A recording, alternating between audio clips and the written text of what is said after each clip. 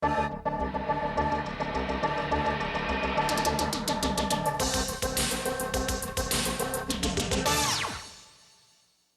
keeping his head downfield. Now, the great thing about Reese Knight is Reese Knight's about 6'4", 6'5", and can see the entire back half of the defense. But with that being said, I love that Coach English realizes that he's a pocket passer. We're going to simplify the offensive packages down to keep them in the pocket, and by doing so, give Reese Knight the chance to be able to win this football game. Let's go down for the toss of the coin. Keith's at midfield with the Aggies. Congratulations on being selected to be the captains of your team.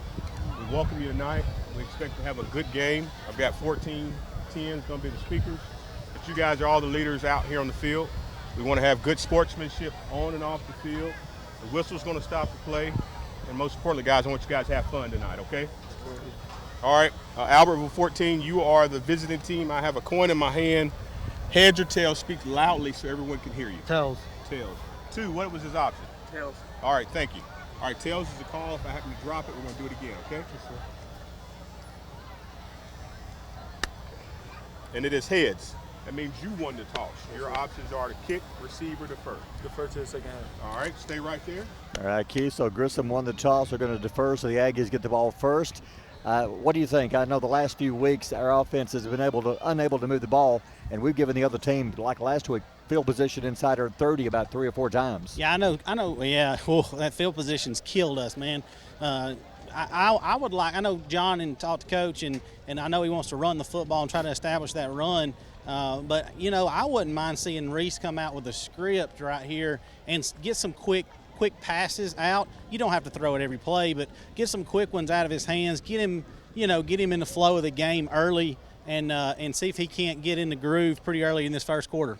Do you think there's extra pressure on the offensive line tonight? I mean, because you're down to your third-string quarterback, good quarterback, but if Reese goes out, if by chance he were to go out, Connor Lowry is the backup. Connor is a great athlete, but he's not been practicing to be a quarterback all these years. He's been a wide receiver. He will then shift to quarterback. That's going to put a lot of pressure on the O-line, keeping Reese healthy tonight. Yeah, I can understand why Coach English wants to run the football. Talking about running the football with that kind of situation, I mean, here Keith Wright, run the football a little bit, get Reese comfortable out there, and then pop a few passes in there. Yeah. Well, one thing that you got to think about, too, with this offensive line, and I think we would all agree to it, even the coaches would agree to it, that there's been times where that offensive line has had moments of brilliance, and then there's been times where the offensive line has kind of got their hat handed to them. Now, with that being said, Barry, it has been a much larger defensive front against that offensive line that we've seen all season versus tonight. But with that being said, the offensive line, you asked the question, is there more pressure? Yeah. I think there is, and the reason why is because Reese is a pocket passer. Yeah. And so he's not going to be mobile like you would when you think about a Hayden Howard or an Andy Howard of being able to get out, scramble, make things happen. However, if you can take the pressure, what Reese showed me last night is his ability to be able to step up in the pocket, always looking downfield, and he is fast enough, he is mobile enough to keep you in positive situations. Tonight, the key, 2 things that are key to me, or actually 3 things that are key. The offensive line of scrimmage, can we protect Reese? Number 2, are we getting positive yards and converting third downs? And then finally can our defense take care of a very mobile offense? The reason why I say that, guys, they got one guy that we need to make sure that we pay attention to. He's going to be a running back. His name's Foray. We're going to call his name a lot, and we're also going to call out Jalen Roscoe. And Jalen Roscoe, Barry, Jalen Roscoe, one of the tops in the region right now. I think he's the 8th-ranked running back in the region right now. Is Grissom Tiger football. Chris, I'll turn to Chris now. He's the expert on this. Describe the uniforms, Chris. What are we looking at? Looks like oh, that's a Clemson automatic, man. Grissom looks like Clemson. They really do. The colors. You got they're going for the gray on gray with the Tiger helmet. Aggies, what do you think tonight? Aggies, I'm still going with Texas Tech on this deal. I agree. We got the white top, the red pants, and the black helmets. I'm with you. So we got Clemson against Texas Tech here as far as uniforms go. Good crowd on you. I think they kind of look like the old Cleveland Browns. That's true. I was trying to think of who that looked like. The old Cleveland Browns. Yeah. Almost set to go. They got the Aggie band to our left. Closely to our left. I'm going to have to change spots on the Yeah, we're going to have to move Keith down stage right. Back deep for the Aggies. We got Connor Lowry as well as Dez Revolte. I think tonight the Aggie offensive line has a chance to finally show how much they've improved, because they went up against some very good defenses, bigger guys over the past few weeks. Tonight, they match up much better. I think tonight is the night, Chris. They've got a chance to show what we're made of. Yeah, I'd like to see this Gash run the football tonight. Yeah. All right, set to go. Clemson will kick off. Aggies 2 men back deep around the 15. It's a windy night up here. Of course, we're high atop Milton. Frank, how is it on the field, Keith? Any wind at all down there? It has picked up. I guess it's because the end zones are open, and there's a pretty good little breeze blowing through here. All right, ready to go.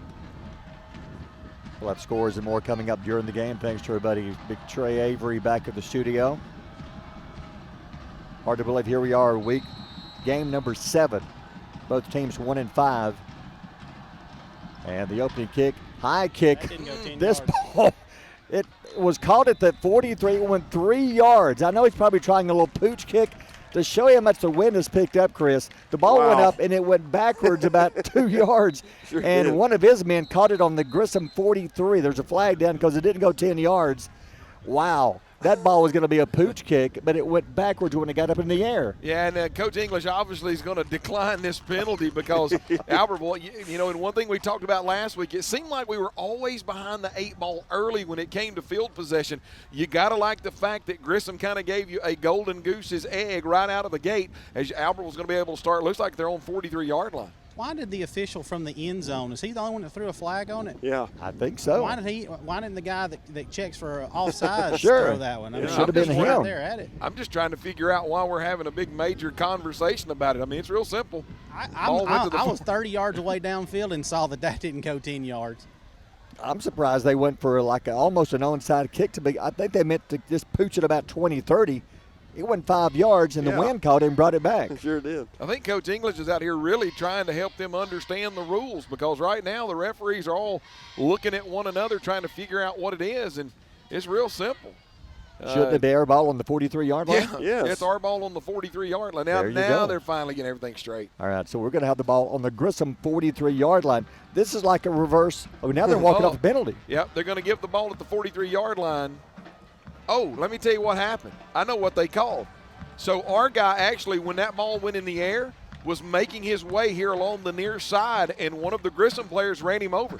So we get a 15-yard kick catch interference on top of that. So the 28-yard line on Grissom, a reverse from last week when the other team, Huntsville, had the ball inside their 30 to start their drives. All right, Reese Knight ready to go.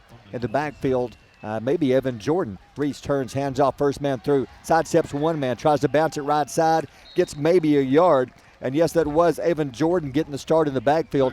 Coach English said you're probably going to see more of a running game tonight. We're going to try to run the ball because I think we can against this smaller defensive line. Yeah, good job there by the interior part of the Aggie offensive line. They allowed the running back to bounce it, but number 44, Cole Porter, who is their number 1 tackler and the motivational leader of their defense, able to come up and make a tackle after a gain of 2. Gain of 2, second down and 8 on the Grissom 26-yard line. Early first quarter.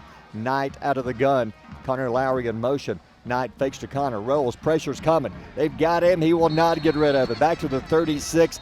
Was there a mix-up? Somebody never even blocked him, Keith. Yeah, I don't know if he came free off the edge. I couldn't tell where he came from, guys. Down here, I'm trying to make my way behind the players. But a roll out to the left right there looked like John from my vantage point. Well, it was supposed to be they were going to fake the underneath handoff and then kind of roll what we would call a naked bootleg here along the near side, and you're trying to get the defensive end, who's number 14 over here, to try to bite. By the way, number 14, guys, is playing for Mississippi Valley State next year. You're not going to play college ball if you don't know how to play defensive end. He stays at home. When Reese comes out here on the naked bootleg, number 14 comes upfield, which is Jordan Miles, makes a big tackle, and now Albertville stuck at 3rd down and a country mile, Barry. A loss of 11, 3rd down 19, back to the 37-yard line. Reese again out of the gun. Lowry in motion. Reese drops back, looks right side, throws it high, almost picked off. It went over Cooper Colvin's head. Defensive back almost had a pick 6. He was open. It was going to be a short gain, but instead now it's 4th down and long. I think I just go ahead and go for it there. Well, the advantage of a 6'5 quarterback is he's going to be able to survey the defense pretty well from the pocket.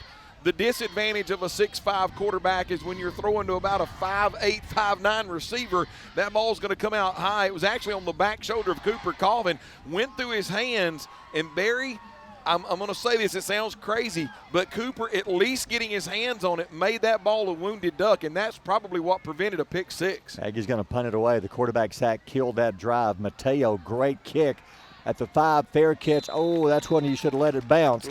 He caught the ball on the 4-yard line. If you're at the 4, let it bounce, because the wind was carrying that ball. It was going to bounce into the end zone. Keith, that was not a good decision, was it? He started with his heels on about the 9, and then the wind carried the ball. He should have let that one go. The way it turned over, he would have definitely hit and bounced into the end zone. But he backed up to the 4, and fair caught that one. This is like some field position that we've had the last couple of weeks to start a ball game. We need to take advantage of this. I'll take a jump shot right here, guys. Grissom will start on the 4-yard line. Aggies could not take advantage of great field position to begin the game. Before they could snap it, the official steps in. I'm not sure what the problem is. They stepped in before we started it. I think the play clock had ran down. We only got 10 men on the field. Yeah, I'm not seeing 11. Where's number 11? We're only seeing 10 men out there. Who's missing? We're missing a linebacker. Nope, missing somebody in the secondary. There we go. Now we're set to go. Thank you, officials. They stopped it long enough for us to get the 11th man out there. Grissom lining up out of they're running the Wildcat. Snap back to the goal line. He'll make it to the 6 to the 7-yard line. Went straight up the middle. First Aggie there, I think, was one of the first men I think that was Hardaway who came in at the last minute and helped him make the tackle. Yeah, that was number 4, direct snap, directly straight back to Javon Roscoe, 5'11", 190-pound senior. He's just trying to get out of the shadow of his own goalpost and did very well with a 4-yard gain over the left side of that offensive line. So it's going to be 2nd down and 6 early first quarter. The snap back to the quarterback again, straight up the middle to the 10 to the 11-yard line, making the tackle. So who was the first Aggie on the Bagwell was the first Aggie there. So it's going to be 3rd down, and let's see where they spot it at the 11 and a half yard line. 3rd down at about 2. Barry, if it works to the left, why not run it to the right? Just a direct snap. Once again, the quarterback is actually lining up behind the guard. Direct snap backs to Roscoe. Same exact play coming to the right side. Gains 4 to make this a very manageable 3rd down. So it's 3rd down at about 2 yards. Right in front of the Aggie band, the snap back, the big guy up the middle, 12-13. He'll dive to the 15. I think they changed running backs. They brought the big bull in that time. Number 10 on the carry, that was K.D. Long. First down, Grissom. And K.D. Long, guys, plays nose guard. So he's not afraid to get in there and get physical. You said it, Barry. They needed 3, able to gain about 5, get the nose into the football at the 15-yard line. And now Grissom can begin to breathe a little easy. The Aggie defense got to keep these guys pinned on their half of the field. Up to the 15-yard line. Grissom first down, 9:21 to go, opening quarter, no score. Long drops back. The big guy looks, throws it deep down the right side. A wounded duck. Almost was it picked off? Almost a diving interception by Des Revolte. That one kind of wobbled in the air, didn't it, Keith? Yeah, that was and that kid looks like the Jared Lorenzen that played for Kentucky back in the 90s. He was about a 300-pound quarterback. I was going to ask, John, do they have a quarterback that likes to take snaps? They're just going to run the Wildcat. But if that ball wasn't such a dead duck, I think Revolte picks that one off. It looked like a knuckleball going up through there. Well, and here's the thing. They brought K.D. Long, who's normally a defensive lineman, in there to get the first down.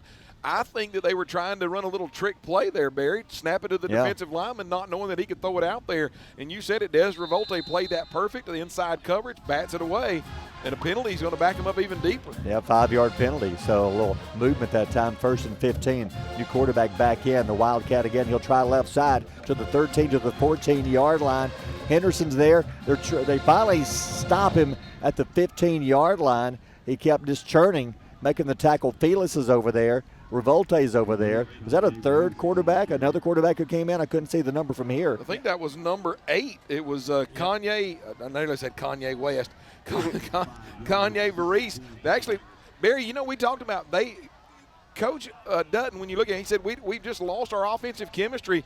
They're putting people, I think, in any position that just gets athletes on the field right now. He got the 5 yards from the penalty back. 2nd down and 10. Roscoe hands it right side, tries to cut the corner. There's a hole they missed. 17, 18, 19-yard line, close to the 20. A gain of 5. It'll be 3rd down and 5.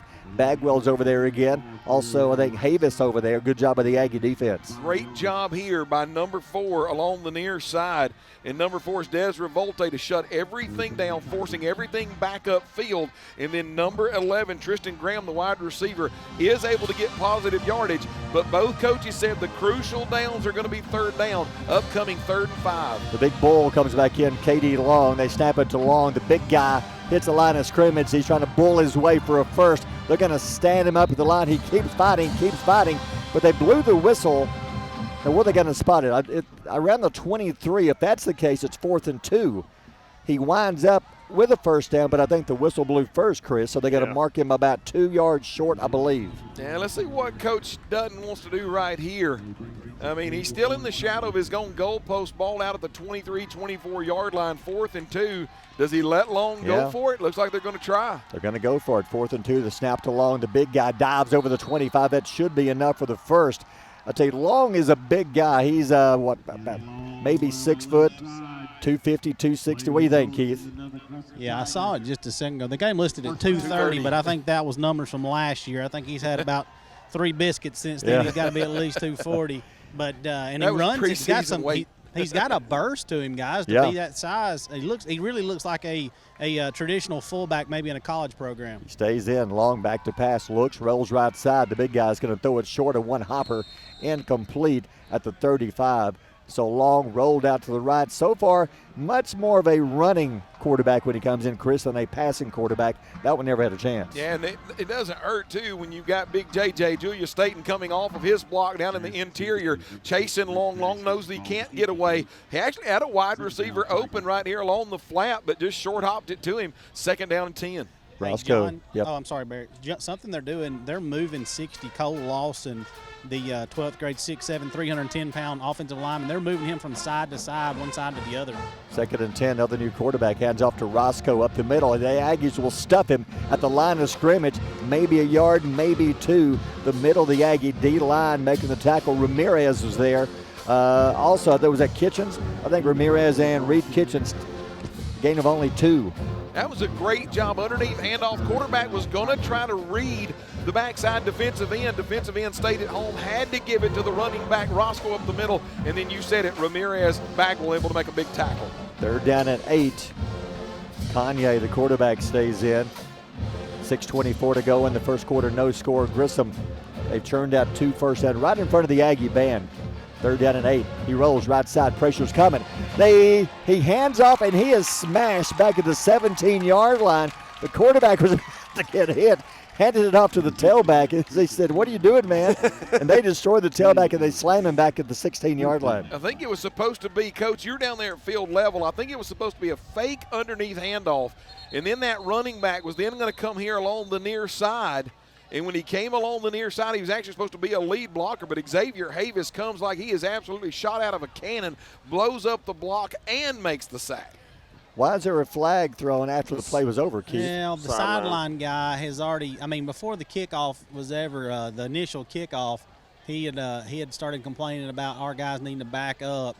And so he's going to be one of those guys. He watches the sideline more than he watches the football game tonight. Those are a lot of fun as a coach. I'm telling you what. Look, Coach English, just to kind of make a point, I think he's aggravating the referees back to players all the way up into the track just about. Grissom going to punt. 4th down and 20. The ball is back on the 17-yard line. The Aggies should get the ball back in good shape. Punting it to the wind. High kick. The wind catches it. Stops it. 48-yard line. Fair catch. Oh, there's a hit. A little bit of acting. Is that Connor Lowry? After the play, one of the Grissom players barely bumped into him, and he falls backwards.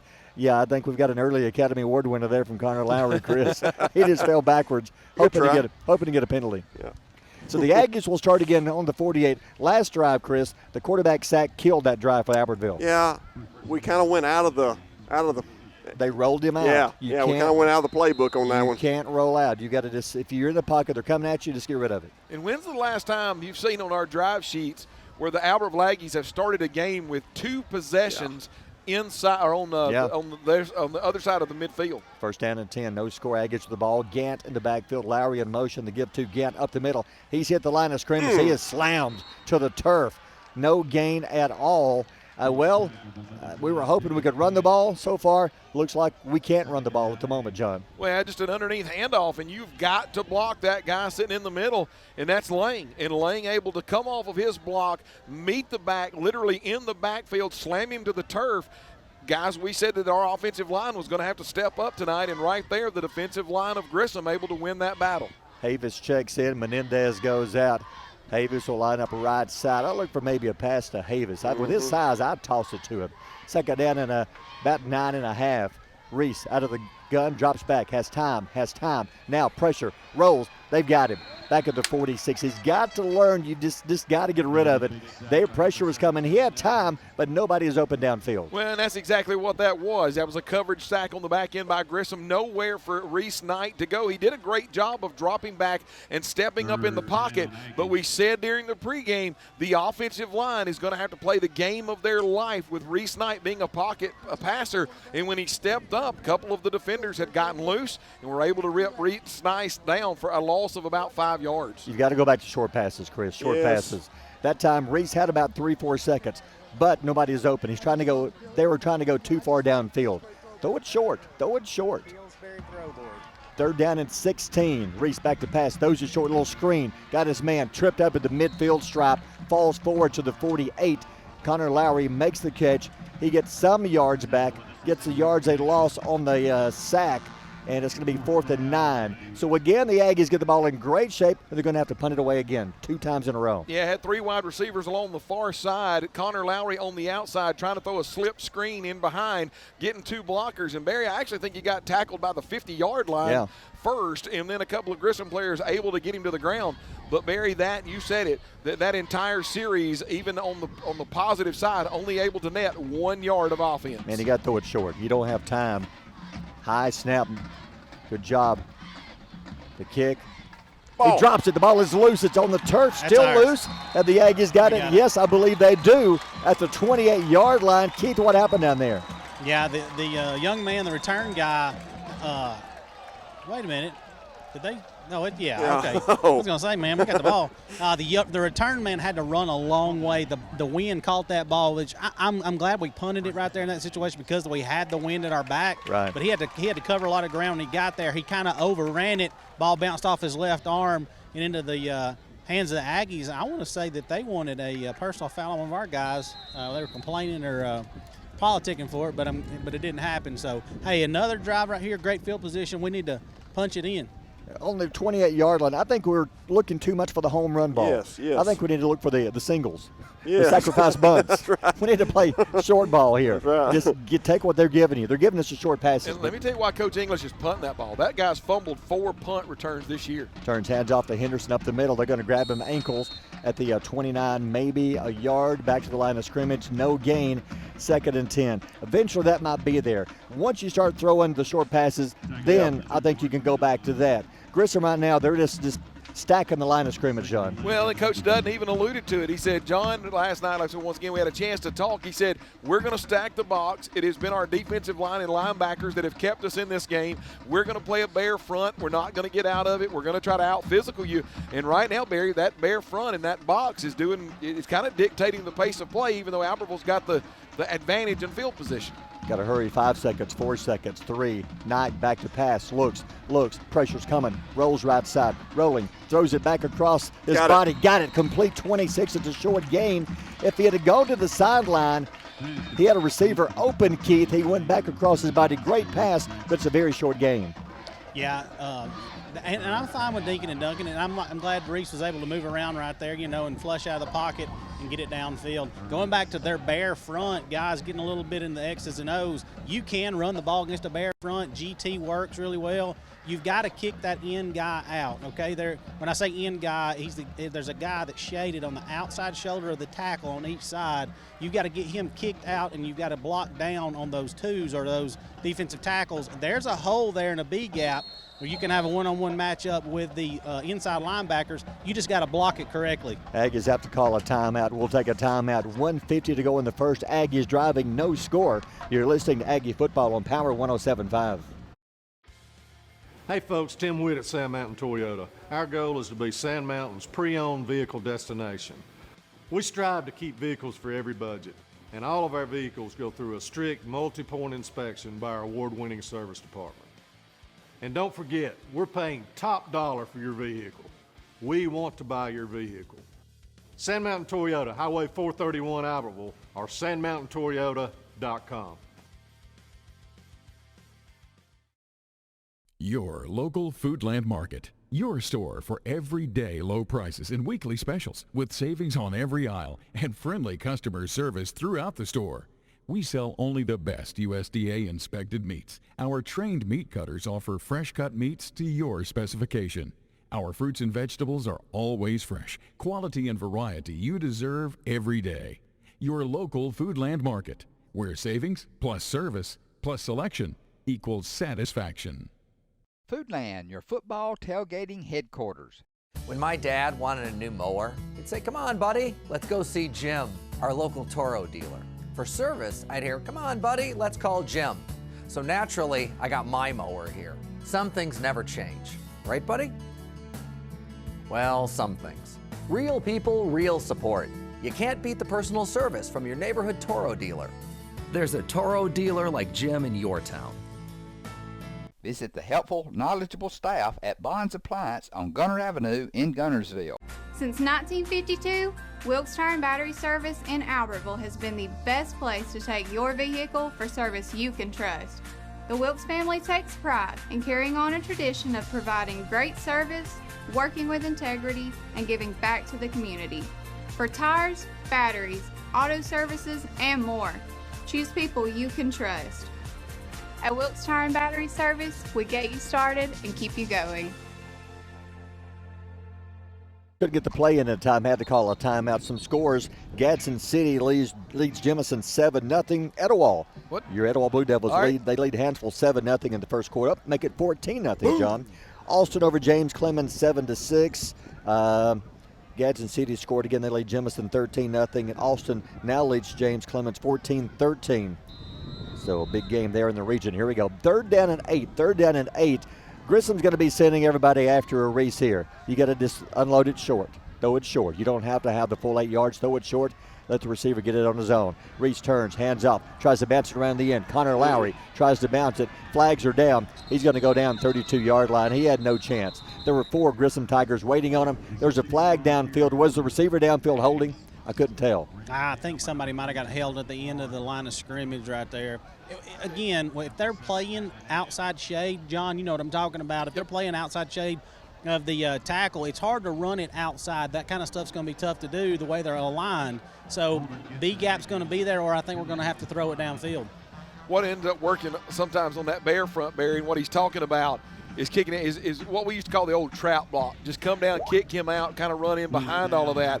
But, guys, whenever you saw it right there, I mean, just because we match up well with Grissom, and I think we match up tackle to tackle with them very well, but, guys, their defensive ends are very fast, and those guys are going to be playing on Saturday. And when Connor Lowry tried to bounce it to the outside, it was number 7, Jalen Edwards. He's a 6'2", 240-pound defensive end coach that in front of you looks like he runs like a cheetah, and just Connor Lowry couldn't get it on the outside. All right, 4th and 12. Aggie's going to go. Reese drops back. Pressure's coming. Throw it. And he gets rid of it. Intercepted. 23-yard line to the 30, 35, to the 40, to the sideline. He's going to be knocked out of bounds at the 48. That time Reese just got rid of it, but he threw it right into the hands of one of the Tigers, and there's a late flag coming in. There's some pushing and shoving over here after the play. I'm not sure who's going to be found guilty of this, but both teams were doing it after the tackle. It happened out of bounds. If it's against the Aggies, that's going to give Grissom good field position. Well, when you look down here, you know, that's one of those things where you've got to be able to block in the interior, and that was a nose tackle that literally came right down the gut. Reese tried to step to the left-hand side to get around him. He was able to get his arms around Reese Knight. That should be one of those where Reese should have taken a sack and allowed us to pump the ball and get it deep. However, Barry, I think we're going to be aided a little bit by a personal foul or maybe a holding penalty on the return back. So that is going to back Grissom up. But, once again, Reese Knight kind of on the job training right now. Sure. They back it up to the 39-yard line. Grissom takes over on the interception. 1:11 to go in the first quarter. Grissom hands off, bounces left side. There's a big-time hold. 39-40 to the 41, a gain of 2. But, boy, Havis was undressed over on the left side.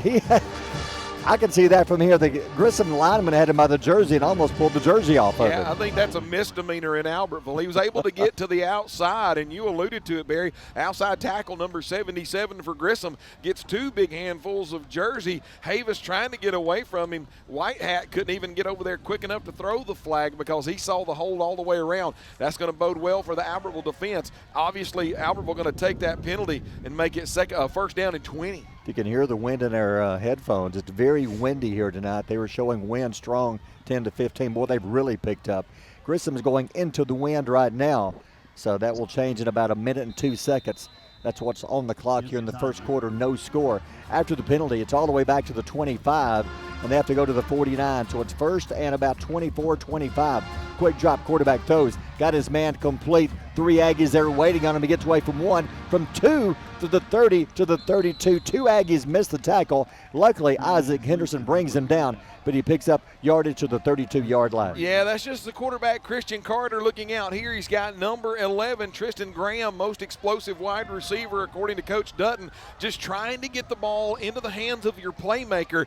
And, Barry, you can see it. He actually made 2 or 3 Aggies miss, got here along the near boundary. And Isaac Henderson, how we talked about, he ranges from sideline to sideline, able to make the tackle, get him out of bounds at the 32. Second and long, second now and 18. Carter, the new quarterback, more of a passer, turns, hands off, tries to bounce it left side. He does. 30, 35, cut down around the 40, gets a lot of the penalty yardage back, and to the 41 it'll be now third down and about 8 as the clock winds down. And when we come back, Grissom will have a third down and 8 around the 40-yard line. We'll take a timeout. First quarter over. No score. You're listening to Aggie Football on Power 107.5. People's Bank is my go-to place for banking. When you deal with People's, their goal is your success. Here at People's Bank, it's more about a relationship. I know my bankers, and I've got their cell numbers. I just call them. If we had been with a larger bank, we would have just been a number. We're supported 100% by People's Bank. They're our neighbor, they're our friends. We're part of this community. I went to People's Bank because I knew they were going to take care of me. People's Bank treat us like we're the most important client they have. Come experience Sand Mountain Park and Amphitheater. We're a 130-acre park filled with adventure. From our indoor aquatic center and RV park, tennis courts, and our state-of-the-art fitness center and amphitheater. We offer youth and adult sports leagues for all ages at our first-class facilities. Whether it's baseball, basketball, group exercise classes, playgrounds, or your favorite band in concert, Sand Mountain Park and Amphitheater has something for everyone. Join our effort to improve the health of our community and win the day at Sand Mountain Park. Since 1956 and through 3 generations, the C.A. Langford Company has provided crushed limestone, sand, asphalt, and more. From large commercial projects to small jobs and residential needs. For products and services information, call 582-5723 or visit their informative website, calangford.company.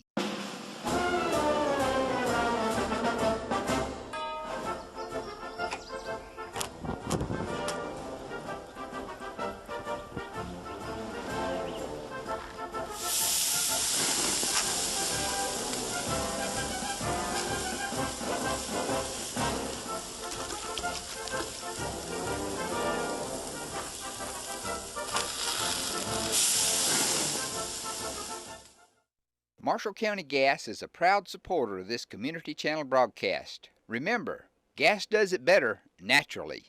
Quarter coming up, and we're going to have a couple of awards we give out. One is the Student Athlete of the Week, and congratulations to Connor Lowry. This week's Student Athlete does great on the field and in the classroom, John. Yeah, and remember that the Student Athlete of the Week is sponsored by Papa Doobie's of Albertville. Guys, remember to stay in school, and Papa Doobie says, stay in school, don't you be no po' boy. Congratulations to Connor Lowry. All right, third down, 8, Grissom on their 42-yard line, second quarter. Back to pass, quick pass left side, got his man, needs a blocker, 245, wrapped up at 45. Good job by Ramirez is there. Felix is there. It's going to be short by about 3, 3.5. Fourth down and short. Let's see, are they going to go? I think with the wind at their back, they're probably going to punt because their defense has just killed us so far in the first half. Yeah, I think that Coach Dutton realizes that he was literally for the entire first quarter was in the shadow of his own goalpost. He would love to flip field position. Albertville started all 3 of their drives on Grissom's side of midfield, and I think Dutton realizes now that he may be in one of these. We talked about how equal these two teams are, that it may come down to a big play in field position, and Grissom will line up and try to flip it. Grissom will punt, got the wind at the back, gets into that wind, goes over the head of Connor Lowry, bounces 25, 15 to the 10. What a bounce. 5 down to the 2, 1.5 to 2 yard line. That's the last thing we need. Offense has been unable to do anything. We're going to start between the 1 and the 2, not what you want to do. We've had great field position until now. Keith, offense has got to go back to what we talked about. They've got to just throw quick, short passes. Yeah, with that front, again, I know I've said it a couple of times, sound like a broken record, but that front, you can run the football. It's just there's some plays that's not going to work against him. So they're going to challenge your quarterback. They're going to challenge those receivers, and there's going to be a lot of one-on-one matchups. You've got to go make plays. And like you said, Barry, I think the quick game is going to be it's going to benefit Reese tremendously. Arab leads Boaz 21-7 first quarter. We'll have more scores coming up. Aggies back at the goal line, going the other way, first down. Knight hands off to Gant, stumbling over the 2, maybe the 3, so he got just a little bit of breathing room, picks up about 2 yards. It'll be second down and 8 for the Aggies. You ready for this? Number 2 on my list, Martin McDonald, the middle linebacker, senior, kind of the quarterback of the defense. He's going to get a chance to play next year, guys, at either Army, Navy, or Air Force, if that tells you how heads up and how physical of a player he is. He shot that gap between the offensive line, Coach. You were down there at field level, and it was Gant, only Gant, in his ability to be able to dodge that tackle and get upfield to gain about a yard. All right, second down and 8. Reese has got to be very careful not to get tackled in the end zone for a safety. Reese turns, hands off, tailback is hit at the line of scrimmage, fights, gets a couple. They're going to mark him close to the 5. He was hit at the goal line, but fights to the 4.5 yard line, so now it's third down and 6. Yeah, it was Katie Long that plays that nose guard, and right now he's been able to kind of handle everything from one guard gap to the other guard gap right in front of the center. That time able to utilize his hands, throws the center away and hits Gant, and then able to rip Gant to the ground. Once again, Gant, by his ability only, able to gain a yard. Here's where he throws a little 3-4 yard out pass, Chris. Now you're looking at third down and about 7, they call it. Reese back to pass in the end zone. He's hit hard, gets rid of it. Somebody run the wrong route. He threw it where I thought they were going to, but instead neither receiver, I think one receiver, either Lowry or Smith, went the wrong way. Yeah, I think Hunter Smith was the inside wide receiver, and he was running an out to this near side, but I think he got caught up with the the Grissom defender, and they kind of got caught hand-checking Reese, trying to get rid of it as he was under a lot of duress into the end zone. And, Barry, that might be that Reese was just trying to get rid of that ball to keep from having a safety, throwing it in the area of Hunter Smith, but far enough away where there's not a chance of an interception. Well, Reese was hammered the minute he unloaded the ball, almost a sack in the end zone for a safety. Aggies will punt. Here's the kick into the wind. Boy, the wind just killed this ball. It's going to at least take an Aggie bounce to the 30, 31, 32-yard line. Good job, Mateo, just getting that ball out of the end zone. Chris, let me ask you, Aggies offense, under 20 yards right now, under 15, how many total yards? I'm going under 20. 8, 12. Yeah. Yeah. Pretty close to that. I was playing Price is Right. I just won the car. Hey, Chris didn't even have to take his shoes off. That's right. I mean, you won both of those showcases there. I mean, that's you can't. Again, we're putting the defense in a tough position again, John. Well, and think about this. All right, so Grissom had the ball on their side of about their own 45-yard line. They punted, and now that net change in field position goes from the Grissom 45 to the Albertville 32-yard line. I mean, Coach Dutton across the way is just playing field position right now. Now they have the wind at their back. Carter, the passing quarterback, out of the gun. Carter, high snap, hands off. Ramirez gets away from Ramirez to the 30, 29. Felix grabs him as he went by. Felix and Havis. Well, Ramirez almost got him in the backfield. Good job of the back. He gets some positive yardage. They're going to mark him at the 27-yard line, a gain of 5. Boy, you talk about Christian Ramirez did a really great job. Shucked off the offensive lineman. He's standing in the backfield, and only it was Kanye Varese, the running back, just able to kind of hit the X on the PlayStation controller, bounce to the outside, and make a positive gain. 2nd and 5. Carter hands off to Roscoe. Bounces the left side. Flags are down 25-20. Down the sideline to the goal line. He's in the end zone, but there's a flag down. It's in the area. Usually you get a holding call. Is he going to be holding? I think there could have been a chop block back inside, Barry. And if it's not, Grissom just scored, but the flag is at the 26-yard line. Let's see. He tightrope down the sideline into the end zone there in front of you, Keith. Good run. Yeah, it was. I think he might have stepped out on about the 8 if that wouldn't have been a flag. And he got a little too close for comfort for this guy down here. I almost put a shoulder into him, just defending myself, you know what I'm talking about. But, So it was a chop block? Yeah. For showing? Oh, well, yep, I didn't see. it was a chop block. Okay. Yep. And remember, a chop block is when you have an offensive lineman engaged up high, the other offensive lineman can't hit him down low. And I think that they got in there, and the one that was on the ground kind of getting up slowly, Barry, was number 75, Christian Ramirez, and that's usually indicative of the one who got cut. That's a touchdown-saving penalty, Chris. Yes. I can see now why Grissom has talked about penalties has killed them this year, and there's another big one. Exactly. I mean, that puts 7 points on the board, and remember, they've only had 7 points over the last 5 weeks. Penalties have killed them. 2nd down and 19, back to the 41-yard line, no score, 8:45 to go on the half. Carter rolls right side, little screen to the tailback. They got him at the 42. Great job again by Julius Staten, our player of the game last week. Staten drops him. It's really about a yard gain at the most, 3rd down and long for Grissom. Yeah, JJ and Christian Ramirez, and those two interior defensive tackles are owning the inside of that Grissom offensive line. And Coach Dutton and his offensive line coach across the way, I think they've had enough of getting owned by 2 players in the middle, Barry, and they call a timeout. We have a timeout, some quick scores. Gadsden City leads Jemison 25-0. Douglas leads Crossville 14-0. Big region game for Douglas. If they can hold on, that'll give them 2 region wins in a row. You've got Florence and Huntsville. That one's probably for the region championship. Florence leads Huntsville 3-0 in the first quarter, and Arab leads Boaz 21-7 also in the first quarter. That's another big region game there. Boaz needs that one. A win there by Arab could almost maybe wrap up the region, because they have not lost a game in the region. The only game they lost was to Fort Payne. That was a non-region game. So that's, if Arab can win this one, they're close to wrapping up their region championship. They play Gunnersville next week. Yep. So Gunnersville almost has to win that game. That will give them both 1 loss if they can win that game. Looks like Etowah's added another score too, Bear. 21-0 over Hansville. All right, here we go. Grissom, 3rd down. I think they're still in 2-down territory. It's 3rd down, and they're at the 41. They got to go to the 21, so it's 3rd down, roughly 20 yards. They got the wind at the back. Boy, the breeze has really picked up now. If they have any kind of kicker at all, if they can pick up about 10, 15 yards, they'll be in field goal range of that wind. 12th man woke up. Yeah, right in front of the Aggie band. 3rd down, here we go. 3rd down and 19 officially from the 41-yard line. No score, 8:22 to go in the half. Grissom on hour 41.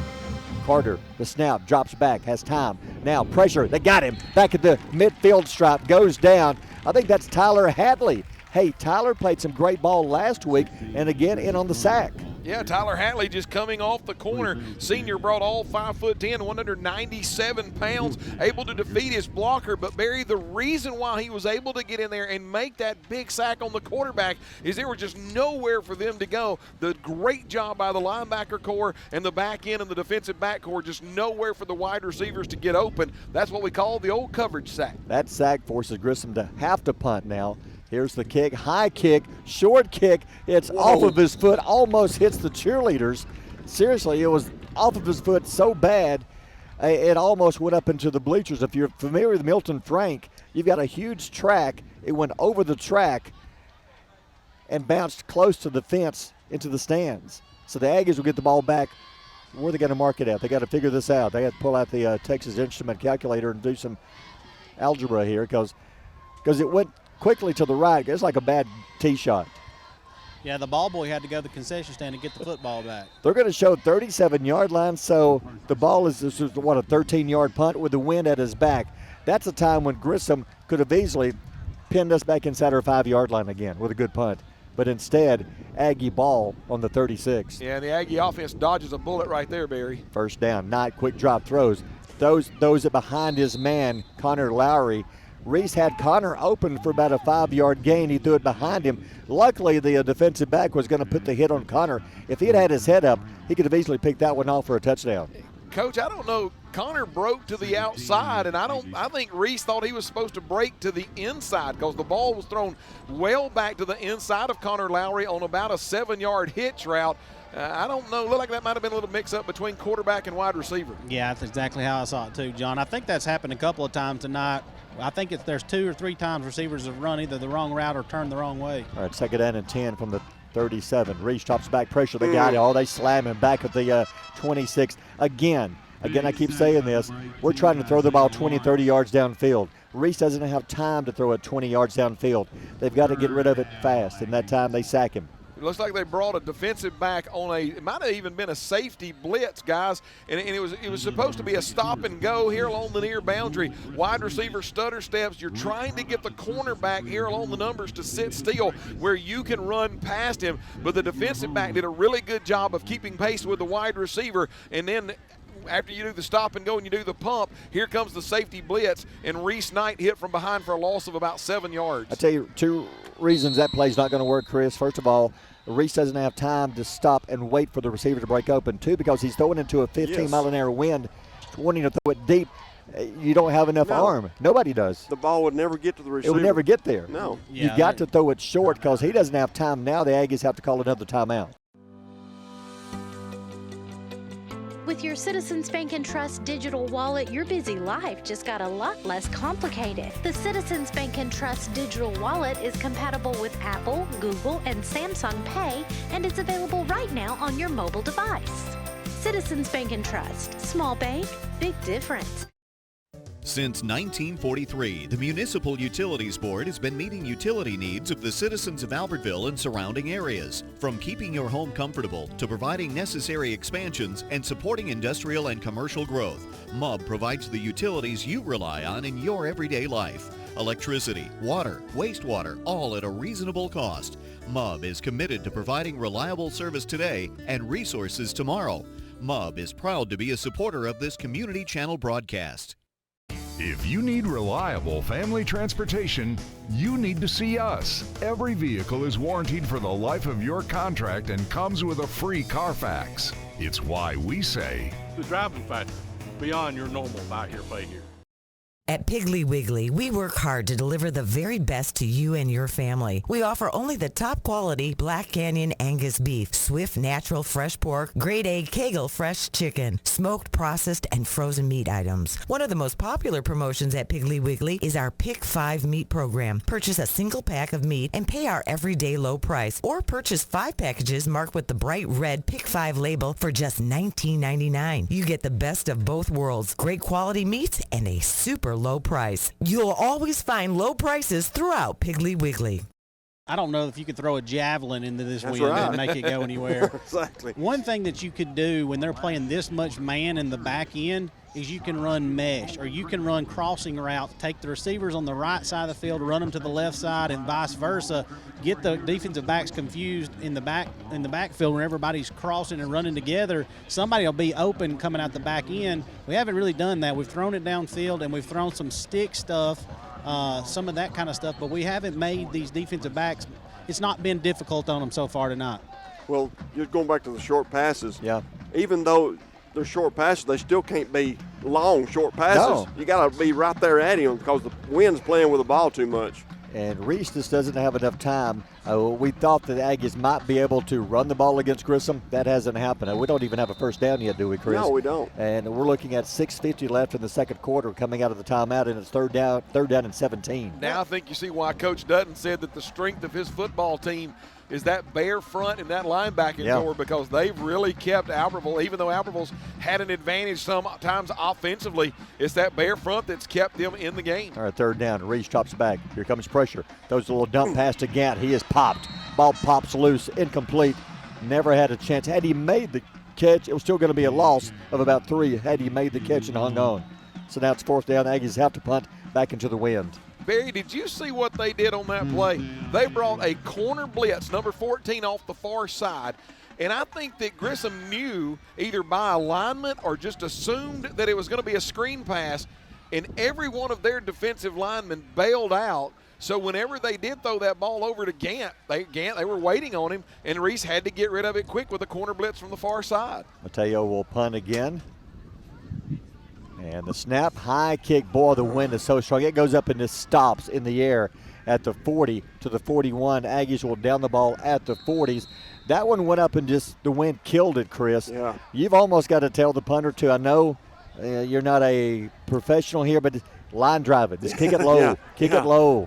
Yeah. Do like what the Australian punters do and just kick it low. Well, I think all you can do is roll to the right side a little bit, like you said, punt it low, and then what you're going to hope is you get that rugby bounce, that rolling bounce that gets another 10 or 12 yards, because when it gets up into the air, it's like a force field. All right, Grissom takes over again. Good field position. They're going to start on our 40-yard line. No score. 6:33 to go in the half.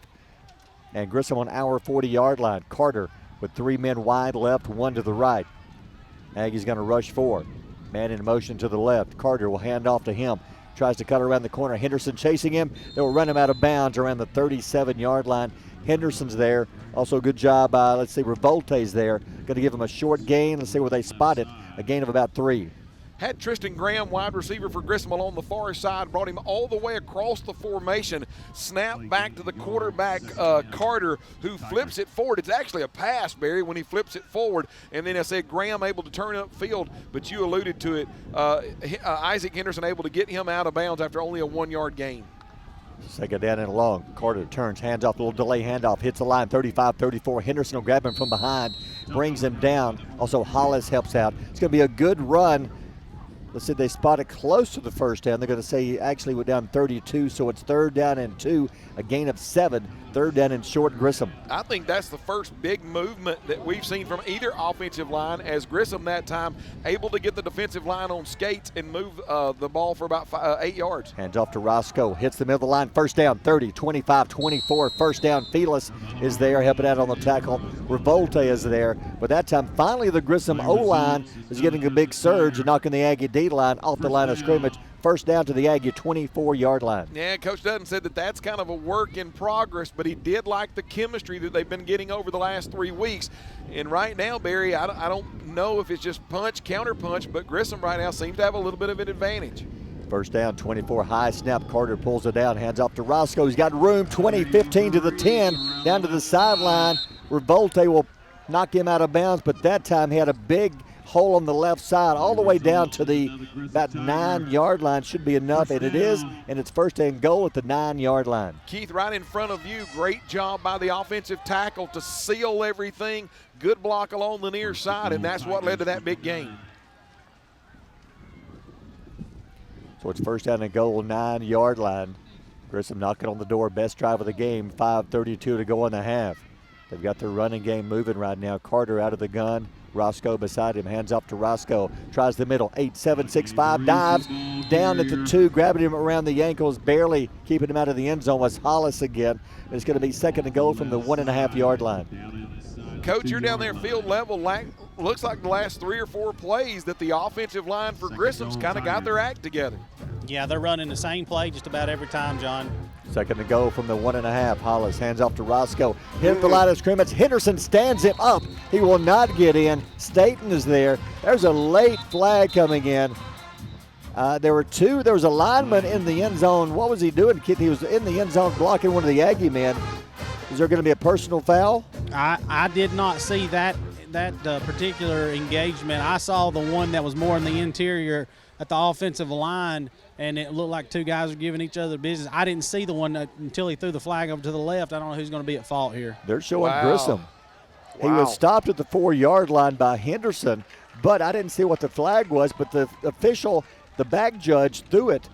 At first there was a Grissom offensive lineman in the end zone blocking and this pushing and shoving and pinching and thumping in the end zone. And boy, don't you know that Coach Dutton, they've already had 1 touchdown taken off the board because of a penalty.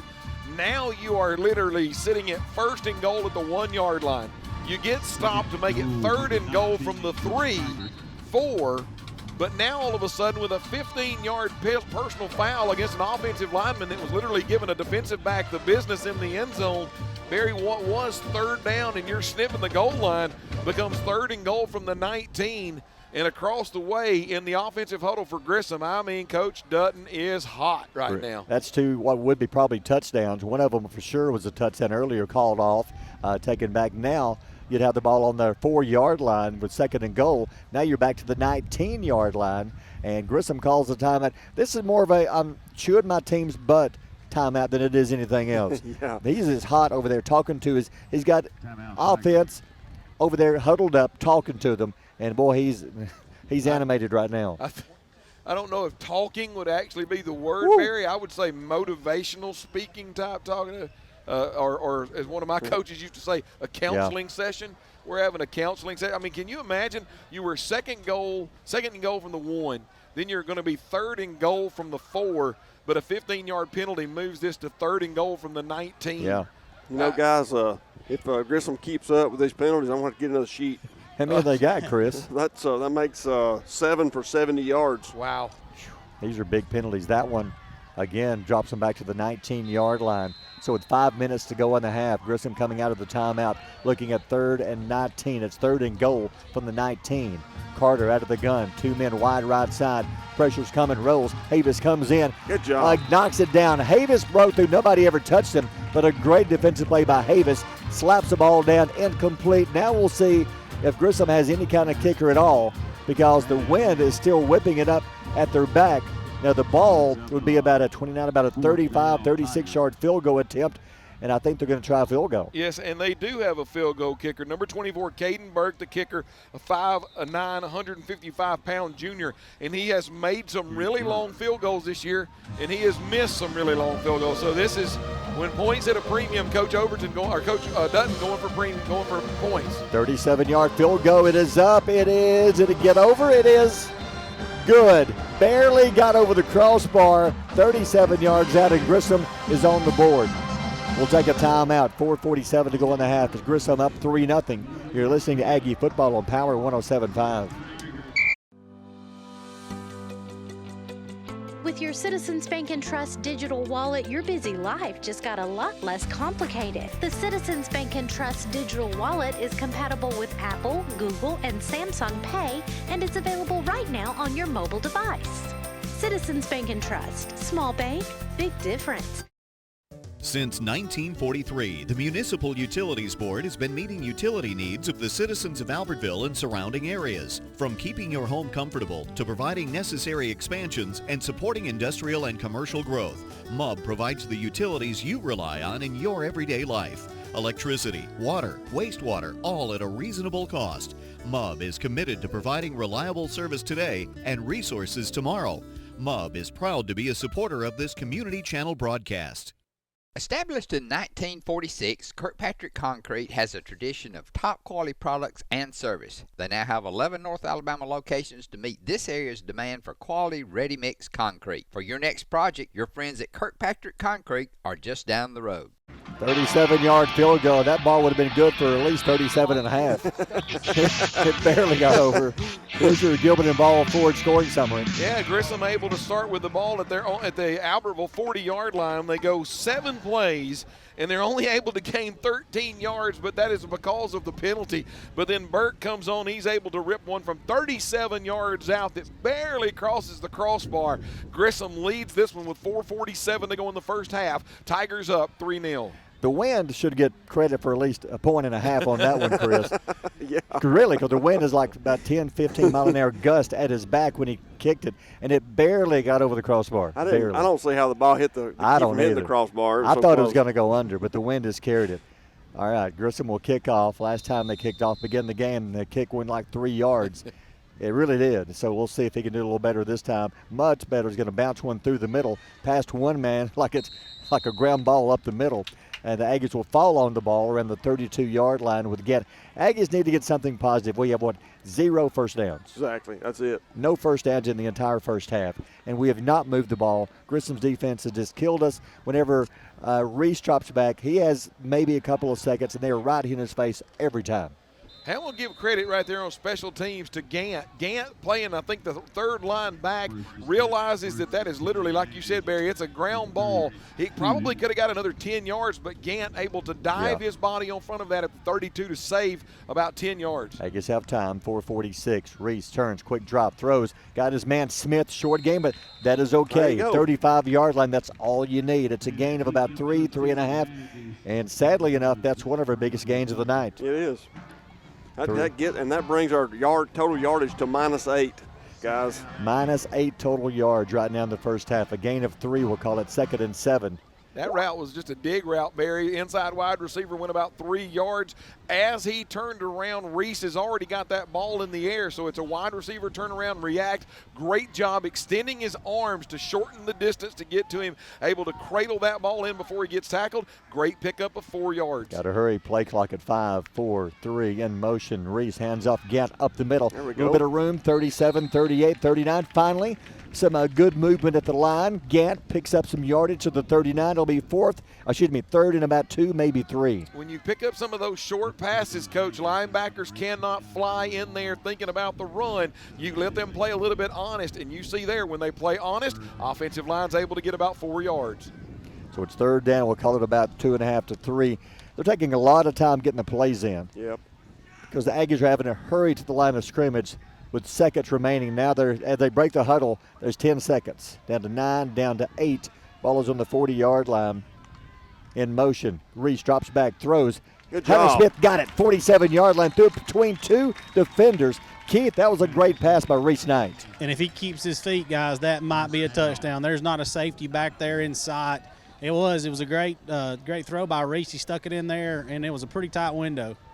Hunter Smith with the catch, absolutely. 48-yard line, first down. That is the first Aggie first down of the game. Wow. And it comes with 3:04 to go in the half. Clock running, trailing 3-0. Aggies on the 48-yard line, moving the ball. Still one timeout left. 2 men wide left, 1 to the right.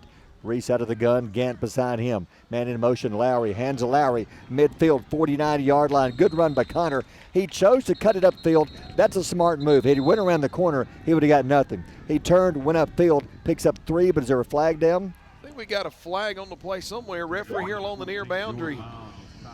Nope, I'm not sure what they were talking a second, but no flag, a gain of 3, 2nd and 7. Connor Lowry, I like that because instead of going around the corner, we would got nothing. Right. He went upfield and picks up 3 yards. And don't you and Barry, a few moments ago on that quick slant, it was a fake to Connor Lowry, and then Reese Knight got it out of his hands quick.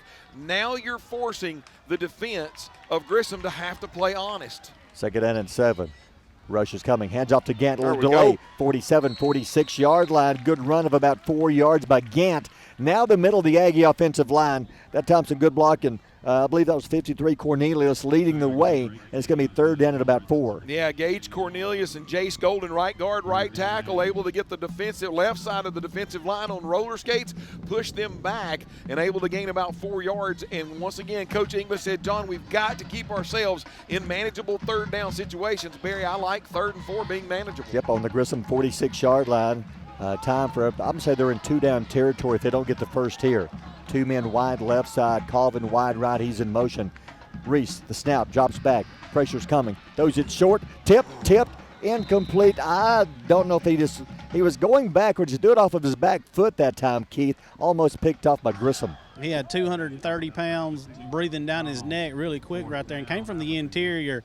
You know, you can see those guys coming off the edge sometime pre-snap, but when they slip through the middle right there as a quarterback, that's a bad place to be. And, Coach, didn't it look like Cooper Colvin and Xavier Havis ran the same route because 2 receivers shouldn't end up that close together? And that's happened. That's the 3rd time tonight that I can remember that happening. Earlier in the game where Reese took a sack, I think it was the first sack he took, his eyes were looking to the left side of the field, looking downfield, and all the receivers were running routes to the right side of the field. So if that's some mistakes that are happening with the receivers, either maybe they're running some different routes than they have been the rest of the year. We need to get that cleaned up, because when he's looking that way and there's nobody over there, you getting your quarterback beat up back there. Aggies have called a timeout while there's a stoppage here. There's no timeouts left, I believe. A minute 28 to go. Aggies are going to go for it on fourth down. I don't blame them. You're on their 46-yard line. There's only a minute 28. Their offense hasn't moved the ball either. I'm confused on why we're throwing short passes now, but we're throwing them in the middle of the field. Why don't we throw it to the sideline? I can answer that one. I would, because that time we threw it to the middle of the field, almost picked off. Yeah. Well, and the reason I think why you nearly had it picked off is you had two receivers in the same area, and that brings two defenders into the same area, and one of them was able to get his hand on it. If the receivers are both running their accurate routes, then you're only going to be on man coverage. All right, fourth down 4. Aggies going for it. Reese chops back. Pressure's coming. Throws. Got his man. Colvin got it. First down, 37-yard line. Cooper Colvin. He was popped. Holds on. First down. Great job, Cooper Colvin. Yeah, Cooper Colvin here, single wide receiver along the near side, brought Connor Lowry in motion. That gets trips receivers on the far side. So all Cooper's got to do is beat his man. Cooper goes inside, runs a skinny post. Reese has got it right on his hands, able to move the chain. Great job there between Reese Knight and Cooper Colvin. First and 10, 37-yard line. Knight hands off to Lowry, tries to bounce it right side, now cuts upfield. 35, a gain of 2. Same play they ran just a couple of plays ago. About the same result, a gain of 2. The Aggies have to hurry. Under a minute to go in the half. You're looking at second down and 9, we'll call it, on the Grissom 35-yard line. I think Connor Lowry's figured out, Barry, what you said a few moments ago. He cannot beat them speed-wise to the edge, gets to the numbers, gets north and south. What could have been no gain ends up being a 3.5-yard gain. We got to go. Yeah, what are we doing? There's no timeouts left. There's only 32 seconds in the half, 31, 30. We can't stop the clock. 27, 26. We've wasted about 15 seconds. 35-yard line. And now, did Grissom call a timeout? They stopped the clock. I wonder what they... Why did they stop the clock? I don't know. The guy in the middle of the field blew the whistle for some reason. One of them accidentally kicked the ball. Got to go. 19, 18. The clock is running. 16. We haven't snapped the ball. 14, 13, 12, 11. Finally, they snapped the ball. Reese back to pass. Pressure's coming. Throws it back. It is tipped, and it is picked off. Dropped it. 20-yard line.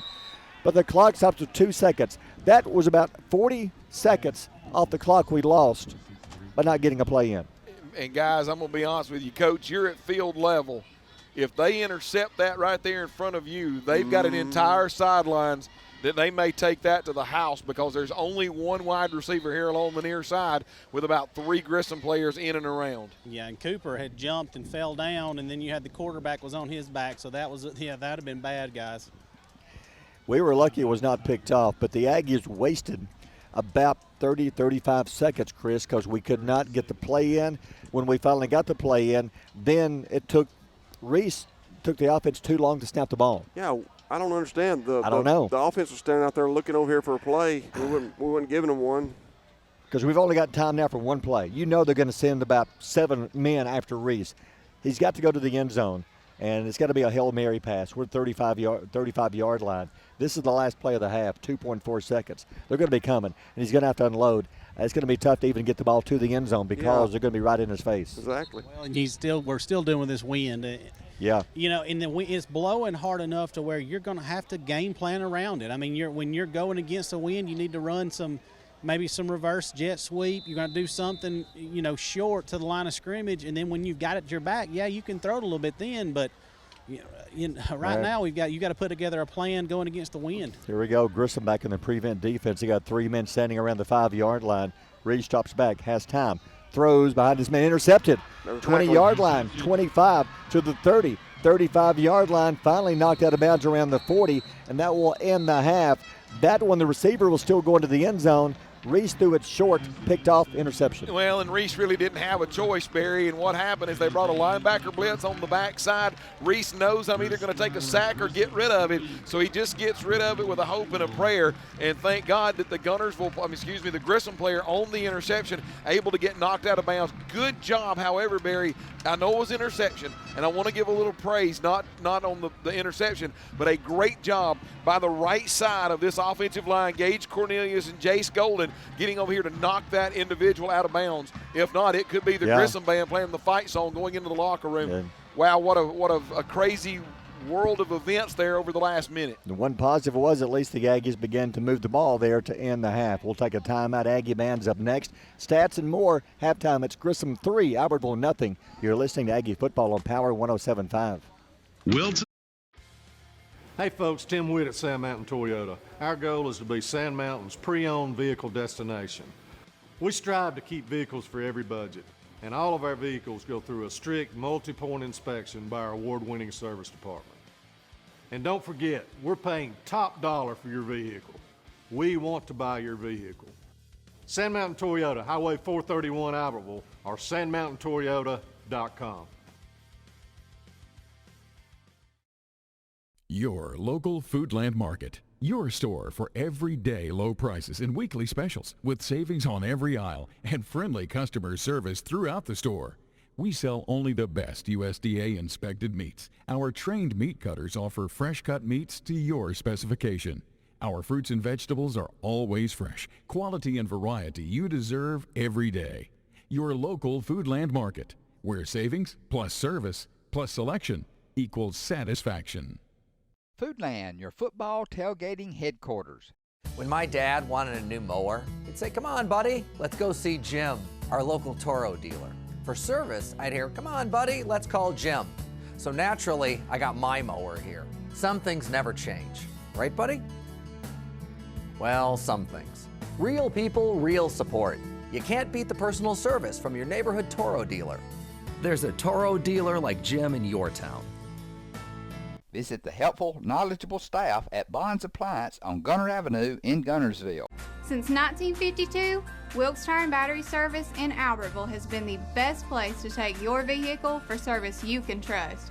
The Wilkes family takes pride in carrying on a tradition of providing great service, working with integrity, and giving back to the community. For tires, batteries, auto services, and more, choose people you can trust.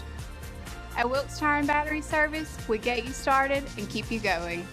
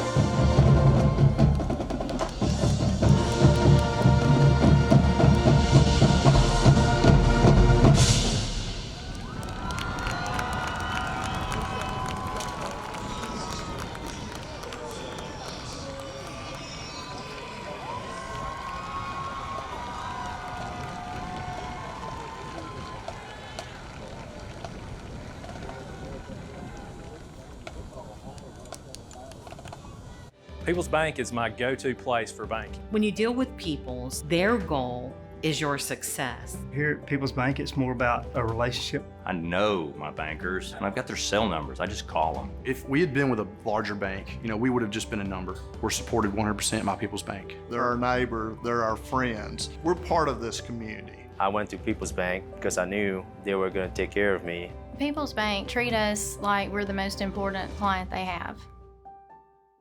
Come experience Sand Mountain Park and Amphitheater. We're a 130-acre park filled with adventure. From our indoor aquatic center and RV park, tennis courts, and our state-of-the-art fitness center and amphitheater, we offer youth and adult sports leagues for all ages at our first-class facilities.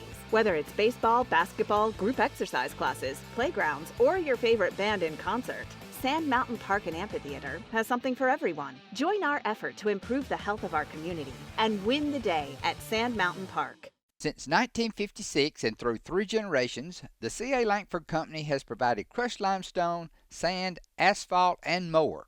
From large commercial projects to small jobs and residential needs. For products and services information, call 582-5723 or visit their informative website, calangford.company.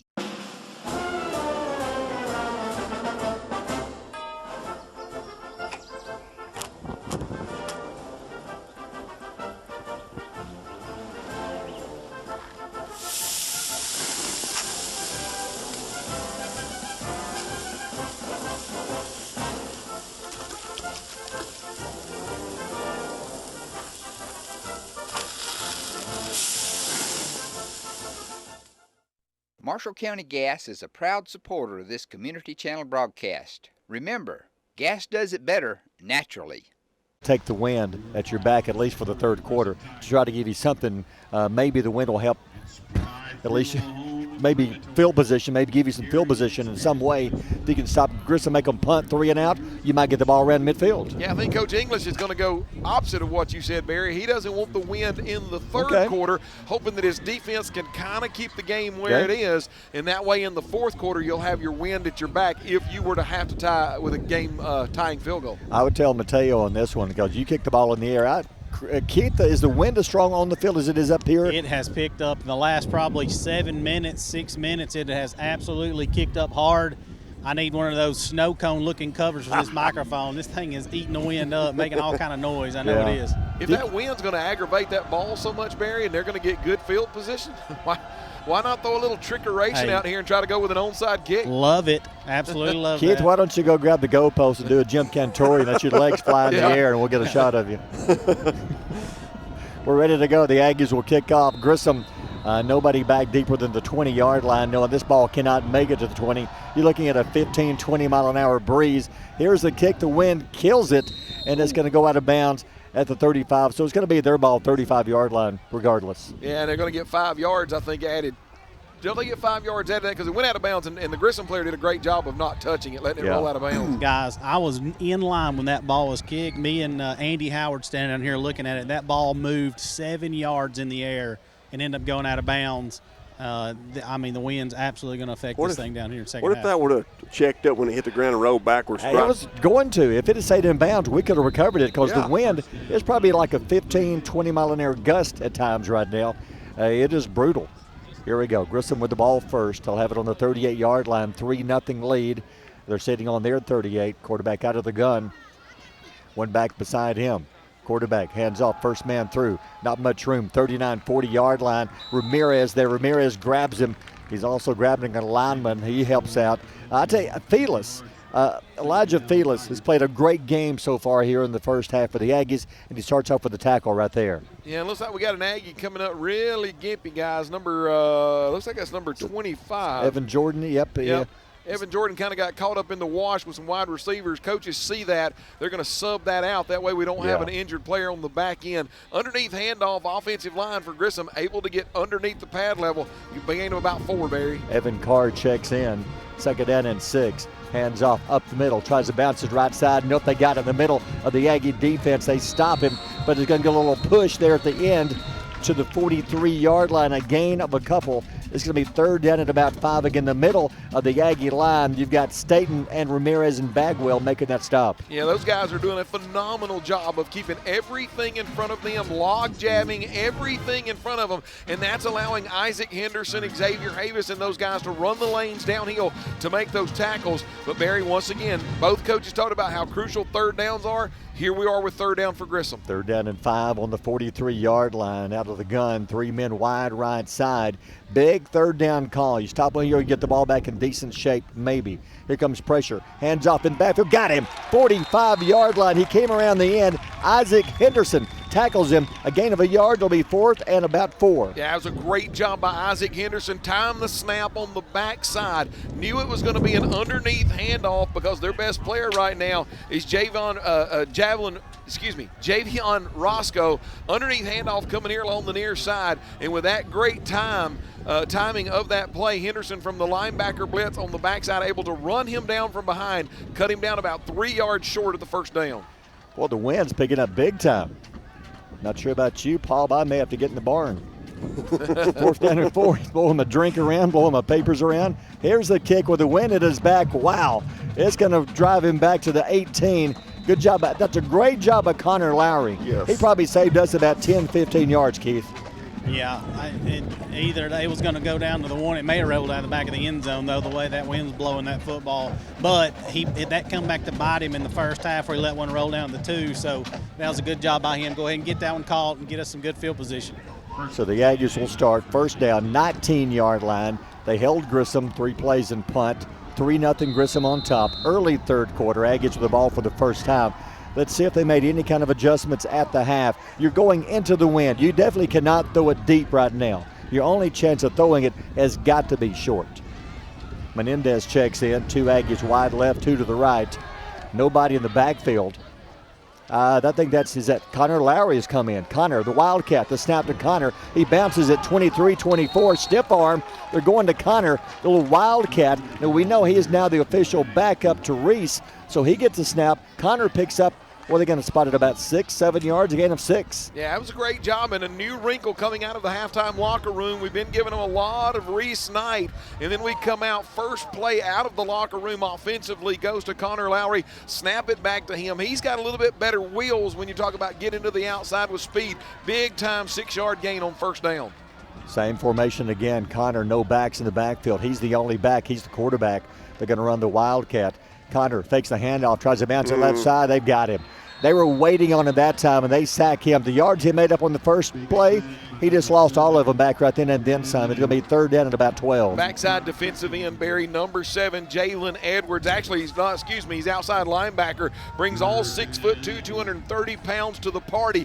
Connor tries to give up a little bit of ground to get around him, but once again, Grissom still with a lot of speed on the outside. And Barry, not only did he give up the 6 yards that he gained, but another 2, and makes it 3rd down and long again. He lost 8, so now it's 3rd down and 12. Reese Knight comes back in. They got to hurry, play clock at 9, 8. You cannot waste time. It's here early in the 3rd quarter. They got 4 seconds, 3. They're not going to get the snap off. They have to hurry. 2, 1. The snap, but barely. Hands off to Gant. A little delay. Got some room. 20, 25 to the 28. That is close. I think it may be just a tad short. Keith. Sorry, Keith's I think he's seeing a therapist right now. What a great Sorry about that, play. guys. I was trying to get an update on an injury down there on Evan. Looks like, I'm sorry, I know I just absolutely jumped right in the middle and interrupted you, John. It looks like Evans over here has got his helmet and he's ready to go. I think he just kind of got a little tweak earlier. And it's 4th down, half a yard. The Aggies are going to go for it. Guys, y'all take Chris and tie him to a pole up there so he doesn't weigh anything. He might get blown away. Aggies going to go. The handout, the snap. Henderson got room, 30, 35, 40. 1st down, Albertville. Finally, the Aggie offense. You take away the negative play moments ago when Lowry got sacked. The Aggie offense moving the ball, John. Yeah, great job there. Trot English, Jace Golden, Gage Cornelius, all able to blow everybody on the left side of the Grissom line and got them on roller skates. And then you give it to Isaac Henderson. We know that he plays linebacker, but he also gets back there in the backfield. North and south, needed about 1.5 yards, Barry, and he was able to ramble out about 9 yards. The Aggies got something going coming out of the locker room. 41-yard line. Isaac The snap to Henderson straight up the middle. Sheds one tackler, 45 line past the 45. It's a gain of about 5. 2nd and 5 now. The middle of the Aggie offensive line beginning to knock Grissom off the line of scrimmage. Yeah, it's exactly what they're doing. The offensive line either has made some adjustments. They're not pulling. I'm not seeing any pulls. Are you, Coach? All I'm seeing is just firing straight off the football and getting that bear front on defense on skates, roller skates. Hey, if you notice real quick there, Ramirez is in there, Bagwell is in there, so you got 2 of the defensive linemen in there blocking also. So you got some bigger guys opening holes. Well, and there you go. Well, I mean, we know that to be able to win this football game, you may have to do some unorthodox things. And right there, let me bring 2 big hog mollies from the defense and put them on the offensive front. 2nd and 5, the snap to Henderson. Looks for a hole, tries to bounce it, can't. 46, 47. He'll be pushed forward to the 48. It's going to be short of the first down, a gain of about 2. So it's going to be 3rd down. Let's see where they spot it, right at the 48. So it's 3rd down, and we'll call it 3 for Albertville. Yeah, Coach English talked to me last night about he may have to do some unorthodox things, and we talked about maybe pulling defensive players over on the offensive side. Barry, right now, Isaac Henderson, you talked about a couple of other defensive players that they've moved over, but the Aggies are moving the football, and they have a very manageable 3rd down. 6:25 to go in the 3rd. 3-0 Grissom. Aggies looking at 3rd and 3 on their 48, driving the ball. The snap to Henderson up the middle, midfield, 1st down, jumps over a man, 46-45, falls down 45, 1st down Albertville. All of a sudden, both coaches that were worried about that area around the line of scrimmage, who was going to control it, who was going to dictate the pace of play. I think we could all agree that nobody really got an advantage, but what little advantage there was in the first half was Grissom with a 3-0 lead. But now coming out of the halftime locker room, the offensive coaches of Pounds and Shaddix, along with the play calling of Coach English, has got the ball rolling for the Aggies. Grissom changes out the entire defensive line on this snap. They got 3 new linemen in. 1st and 10 Aggies on the 45. The snap to Henderson up the middle, 44-43. They stand him up at the 43, so a gain of 2. So the fresh legs for Grissom helped out that time, a gain of only a couple. No, I agree with you, Barry. Bringing in that entire fresh group, able to kind of stalemate the offensive line, and in doing so, number 2, Martin McDonald, the linebacker, kind of the main man on defense, able to slide through, cut Isaac down after a gain of about 2.5 yards. 2nd down and 8 on the 43-yard line. Chris, I like this a whole lot better. Oh, yeah. Look at Isaac Henderson right now, guys. 6 carries, 28 yards. We've had more yards on this drive than we have in the entire game so far. Absolutely. Big play. 2nd and 8 on the Grissom 43-yard line. 5:05 to go in the 3rd. The snap to Henderson up the middle. Somebody got him in the backfield around the ankle. He dived forward to the 41, a gain of 2, almost 3. So now you're looking at 3rd down and 6. Now you're almost in a passing situation, or do you keep running and then go for it on 4th down if you don't get the first? Now, I think you get behind these big hog mollies and you just say, guys, we're not going to punt. I mean, you're punting into a huge win, right? So why would you even consider punting unless this is 3rd and way, way long? Get behind those big guys. Those guys are pushing people around. The only reason why Isaac Henderson, Barry, doesn't get another 4 or 5 yards, possibly even the 1st down, just a great job by K.D. Long to cut across his man, dive into the feet of Isaac Henderson. But I think you keep going with this recipe. Our 3rd down and 7. The snap to Henderson up the middle. 40, 1st down, 35-30, gets a block, 25. Brought down around the 25. Had Henderson teeth cut back to the middle of the field. Could he have scored? Yeah, if he could have cleared that one guy, he'd have definitely got down here inside the 10. I don't know if he could have scored. You had number 3, Jalik Clark, had a pretty good angle on it. But hey, I'll take this offense all day long, guys. The Grissom call a timeout. Absolutely. They did. They want to talk about it. We'll take a quick timeout. 4:15 to go in the 3rd. Aggies driving down 3-zip. You're listening to Aggie Football on Power 107.5. With your Citizens Bank and Trust digital wallet, your busy life just got a lot less complicated. The Citizens Bank and Trust digital wallet is compatible with Apple, Google, and Samsung Pay, and it's available right now on your mobile device. Citizens Bank and Trust. Small bank, big difference. Since 1943, the Municipal Utilities Board has been meeting utility needs of the citizens of Albertville and surrounding areas. From keeping your home comfortable to providing necessary expansions and supporting industrial and commercial growth, MUB provides the utilities you rely on in your everyday life. Electricity, water, wastewater, all at a reasonable cost. MUB is committed to providing reliable service today and resources tomorrow.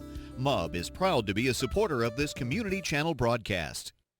If you need reliable family transportation, you need to see us. Every vehicle is warranted for the life of your contract and comes with a free Carfax. It's why we say, the driving factor, beyond your normal buy here, pay here. At Piggly Wiggly, we work hard to deliver the very best to you and your family. We offer only the top quality Black Canyon Angus beef, Swift natural fresh pork, grade A Kegel fresh chicken, smoked, processed, and frozen meat items. One of the most popular promotions at Piggly Wiggly is our Pick 5 meat program. Purchase a single pack of meat and pay our everyday low price, or purchase 5 packages marked with the bright red Pick 5 label for just $19.99. You get the best of both worlds, great quality meats and a super low price. You'll always find low prices throughout Piggly Wiggly. To go in the third, 3-0. Aggies are down. They're driving, though. Chris, how many yards for Henderson right now? Now Henderson, guys, 8 carries, 48 yards. What the Aggies are doing, they've shifted quarterbacks. They had Connor Lowry in running the Wildcat for a couple of snaps. Now they've switched back to Henderson. He's just simply taking the snap. He'll pause and look for the hole right or left, and then he'll hit it. Well, and he played running back in Pee Wee, and I think he played running back for Coach Ball back in the day too. And he sure did. And so there you go. And you know, sometimes you think, oh my gosh, I'm putting a linebacker back there. Nope, because he played linebacker and he played running back. We got to hurry. They've started the play clock. It's down to 7-6. We're just not coming off the sideline. Got to hurry. 4, 3, 2. The snap to Henderson. Up the middle, 20 to the 19, 18, 17, 15-yard line, dragging a tackler to the 15. That is close to another Aggie first. Let's see where they spot it. That time he followed the right side blocking. Bagwell is over there. Also Kitchens was over there. And I believe, let's see who the other one was, and I think that was also Cornelius leading the way on the right-hand side. Yeah, coming right at you, Coach. That's the running back, but it's also the linebacker mentality that you saw as he just bowling people over in front of you. Yeah, sure enough, guys. And I tell you, I really love Christian Ramirez out here lead blocking. I think he's out on this play maybe, but he looks like a throwback fullback. I mean, he is a big, strong kid. Second down and 2 from the 15. Henderson again, the Wildcat, 14-13, fighting for the first, fighting the push. I think he's got it. Let's see where they spot it. I believe he's got enough, depending on the spot. He had to have 2. I think he got about 2.5. He's following the right side blocking. Cornelius over there, Bagwell's over there. It seems they're favoring the right side now, John, when they run the ball. Well, and why would you not? I mean, it's the right side of that Albertville Aggie offensive line that's getting the job done, hands on the hips of the defenders of Grissom. Also, Coach, if you'll notice, those linebackers are creeping closer and closer and closer to the line of scrimmage. I don't know if Henderson can throw the ball, but, man, if you ever get one more, what about a Tim Tebow jump pass? That thing could come wide open. All right, 12-yard line, first down and 10, 3:03 to go in the third. Aggies driving. The snap to Henderson, right side again. 10, 9, 8, following his lead blocker, Suter that time. Suter was there, Gant was there, but again, the right side of the Aggie offensive line blowing up at huge holes down there, Keith. Yeah, and here comes Christian Ramirez back on the field. Hard to believe this guy is a freshman, man. He looks like an 18-year-old man. But I tell you, keep an eye on Christian Ramirez on this play. He's blowing folks up. 10-yard line, second down at about 7. Give a lot of credit, especially Cornelius and Reed Kitchens on the right-hand side. Those two guys are just blowing open holes. It's going to be second down and about 8 on the 9.5-yard line. Aggies knocking on the door down 3-zip out of the shotgun. Henderson to the 9. They stand him up at the 8, to the 7 maybe. They're going to say 8, so a short gain. Now you're looking at third down and about 7, maybe 8 yards. Now Grissom, it looks like they've changed the defense a bit, John. Now they're stopping the Aggie offense right around the line of scrimmage. It looks like they may actually have kind of gone, at least on that play, Coach, like a goal line defense, bringing an extra linebacker down as a defensive lineman. Barry, I know that me and Jink are up here. We're itching around on this thing because this is flashbacks of 87, 88, 89 football when we played, where you just lined it up, slobber knocker, mano-a-mano football. Thank God we had Tyrone Nix in our backfield. But, man, I love it. This is old school ball. Third down and 6 from the 8-yard line. Henderson from the shotgun. The snap to Henderson. Tries right side. Well, they pop him, stand him up. That was a man hit right there. They just stood Isaac up. No gain, maybe a loss of a yard. Now you're looking at fourth down and 7. Field goal is going to be tough. I know you're close enough, but the wind is so strong. You're at the ball is at the 9. It'll be a 26-yard attempt. I think they're going to try the field goal. It's a little bit longer than what will be an extra point. A little bit longer than the extra point, but I think, Coach, I completely understand where Coach English is coming from. You've had this wonderful drive that started back at your own 16-yard line, the ball inside the 10. You just got to tell your kicker to keep it low, and you got to tell your blockers to make sure they get a great block. Got to hurry. High snap. It's down. The kick is up in the air. Oh, it's going to the left. Did he get it in? Yes. It is good, and we are tied. Great job by Mateo. How about Plunkett with a hold? We'll take a timeout. The game is tied. 48 seconds to go in the third. Tied at 3. You're listening to Aggie Football on Power 107.5. Hey folks, Tim Witt at Sand Mountain Toyota. Our goal is to be Sand Mountain's pre-owned vehicle destination. We strive to keep vehicles for every budget, and all of our vehicles go through a strict multi-point inspection by our award-winning service department. And don't forget, we're paying top dollar for your vehicle. We want to buy your vehicle. Sand Mountain Toyota, Highway 431 Albertville, or sandmountaintoyota.com. Your local Foodland Market. Your store for everyday low prices and weekly specials with savings on every aisle and friendly customer service throughout the store. We sell only the best USDA inspected meats. Our trained meat cutters offer fresh cut meats to your specification. Our fruits and vegetables are always fresh, quality and variety you deserve every day. Your local Foodland Market, where savings plus service plus selection equals satisfaction. Foodland, your football tailgating headquarters. When my dad wanted a new mower, he'd say, "Come on, buddy, let's go see Jim, our local Toro dealer." For service, I'd hear, "Come on, buddy, let's call Jim." So naturally, I got my mower here. Some things never change. Right, buddy? Well, some things. Real people, real support. You can't beat the personal service from your neighborhood Toro dealer. There's a Toro dealer like Jim in your town. Visit the helpful, knowledgeable staff at Bonds Appliance on Gunner Avenue in Gunnersville. Since 1952, Wilkes Tire & Battery Service in Albertville has been the best place to take your vehicle for service you can trust. The Wilkes family takes pride in carrying on a tradition of providing great service, working with integrity, and giving back to the community.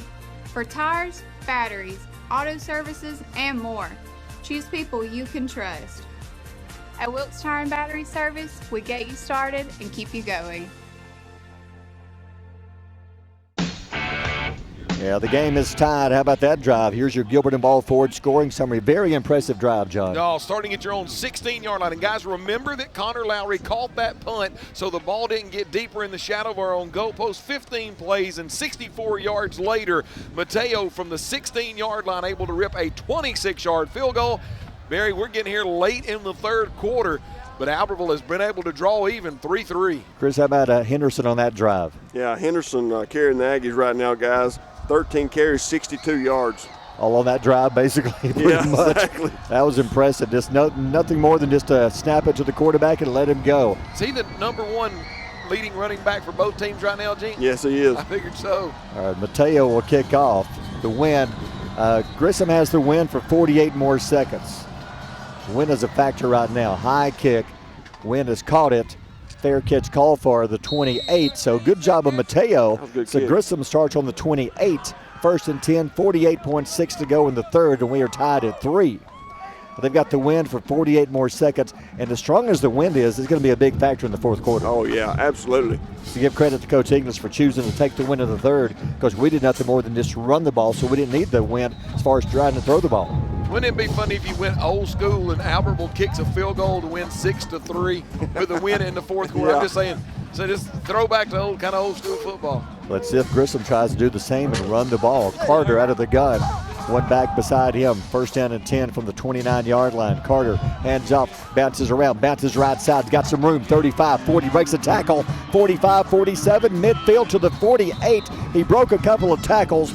Good run that time by Roscoe, I believe, and all the way down to the Aggie 48-yard line. Yeah, that time Grissom's far side of their offensive line did a great job of sealing everybody in. Got a kick-out block on the defensive end. Good job by the wide receivers, and Roscoe able to get north and south, one of the electrifying backs in our region. And you can see why, Barry, able to get north and south, and in one play, Grissom with the ball in Albertville territory. On the Aggie 48-yard line, first down and 10. Carter hands off to Roscoe, bobbles it, hangs on to it, to the 45-40, breaking tackles, 35-34. Aggies had him pinned up at the line of scrimmage. He broke through. Well, there's a late flag, and the play was already over to the 33-yard line. Not sure what that was, but as the play was already over, and a flag come in from the back judge. The only thing that scares me in this, Barry, is we did utilize defensive players to play offense. Yeah. And then we asked them to go right back out there on defense.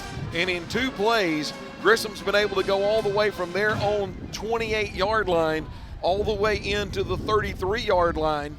And looks like— I'm not sure what the flag was. Keith, did you see anything? It was after the play was over. One of their, you know how we did an acting job the first of the ball game? One of their guys just won the Oscar for an acting job. It's going to get us for a personal foul, I do believe. Oh, no. They called it on them. Maybe they called a flop on them because maybe he did a great job of acting on the play. I don't know if he tried to get Elijah Felix. I don't think Elijah even touched him, and he fell over like a cannon went off and shot him in the hip or something. Again, another big penalty, Chris. The ball would have been on our 38. Now they're going to back it up to our 48-yard line. Big penalty. Yeah, 7 now for 85 yards, guys. Nearly 100 yards in penalties. So they back it up to the 48-yard line. So now the Grissom offense beginning to move the ball. 9.4 seconds to go in the quarter. The official stops clock just for a moment. If Grissom's going to throw the ball, I would throw it now because you're about to lose the wind, and they better hurry and snap it. 6-5-4, the snap. Hand off to Roscoe to the middle. They got him this time. They slammed him down. Ramirez throws Roscoe down to the turf. What a tackle by Ramirez. Just dominating on the interior part. And Barry, what a heck of a third quarter of a response, both offensively and defensively for the Aggies. We'll take a timeout. Third quarter over, and we are tied 3-3. You're listening to Aggie Football on Power 107.5. Wilson. People's Bank is my go-to place for banking. When you deal with People's, their goal is your success. Here at People's Bank, it's more about a relationship. I know my bankers, and I've got their cell numbers. I just call them. If we had been with a larger bank, we would have just been a number. We're supported 100% by People's Bank. They're our neighbor, they're our friends. We're part of this community. I went to People's Bank because I knew they were going to take care of me. People's Bank treat us like we're the most important client they have. Come experience Sand Mountain Park and Amphitheater. We're a 130-acre park filled with adventure. From our indoor aquatic center and RV park, tennis courts, and our state-of-the-art fitness center and amphitheater, we offer youth and adult sports leagues for all ages at our first-class facilities. Whether it's baseball, basketball, group exercise classes, playgrounds, or your favorite band in concert, Sand Mountain Park and Amphitheater has something for everyone. Join our effort to improve the health of our community and win the day at Sand Mountain Park. Since 1956 and through 3 generations, the C.A. Langford Company has provided crushed limestone, sand, asphalt, and more. From large commercial projects to small jobs and residential needs. For products and services information, call 582-5723 or visit their informative website, calangford.company.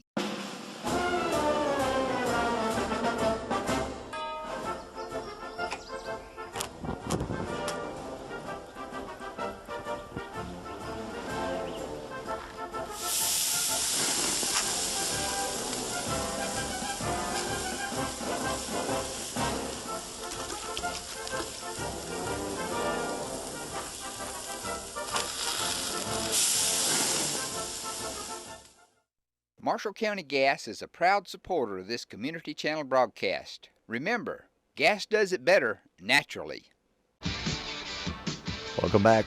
Good third quarter for the Aggies. The ball control, running the ball, finally got the offense moving. They changed the offense up. Grissom never could adjust to it.